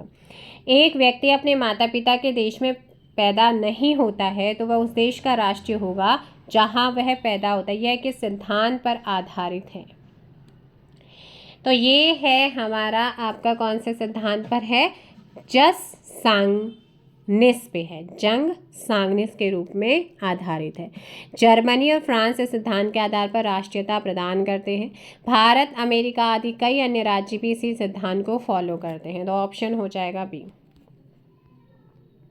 Van अभी आप जैसे देख भी रहे होंगे, जो पाकिस्तानी मैरिड हैं, जो विमेन यहाँ पे शादी की हुई है, अगर उनके बच्चे यहाँ पे, तो उनको नेशनल क्या हुआ, इंडियन नेशनलिटी मिली हुई है। जैसे यहाँ की जो विमेन है पाकिस्तान में शादी, उनके बच्चे हैं तो उनको वहाँ की मिली हुई है। तो यहाँ पर ही आप इस तरीके से देख सकते हैं, वो इसी थ्योरी पे बेस्ड है। अगला क्वेश्चन आता है, when a new state is form through revolt recognisation usually granted है। जब विद्रोह द्वारा नए राज्य का निर्माण होता है तो सामान्यतः दी जाने वाली मान्यता होती है तथ्यता डी फैक्टो की। किसकी होती है? डी फैक्टोज, ऑप्शन आपका B. Right in rem is available against सर्वबंदी अधिकार प्राप्त होता है निम्न में से किसके विरुद्ध? Right in rem is available against सर्वबंदी अधिकार प्राप्त होता है, तो ये आपका प्राप्त होता है, या व्यक्ति बंदी अधिकार, राइट टू इन पर्सन की संकल्पना रोमन विधि से ली गई है। रोमन विधि में किसी विनिर्दिष्ट वस्तु की उगाही के लिए अनियोज्य दावे को एक्सियो इन रेम तथा निर्दिष्ट व्यक्ति के विरुद्ध कुछ व्यक्तियों के बीच एक करार से उद्भावित दावे को एक्सियो इन पर्सोना कहा जाता है।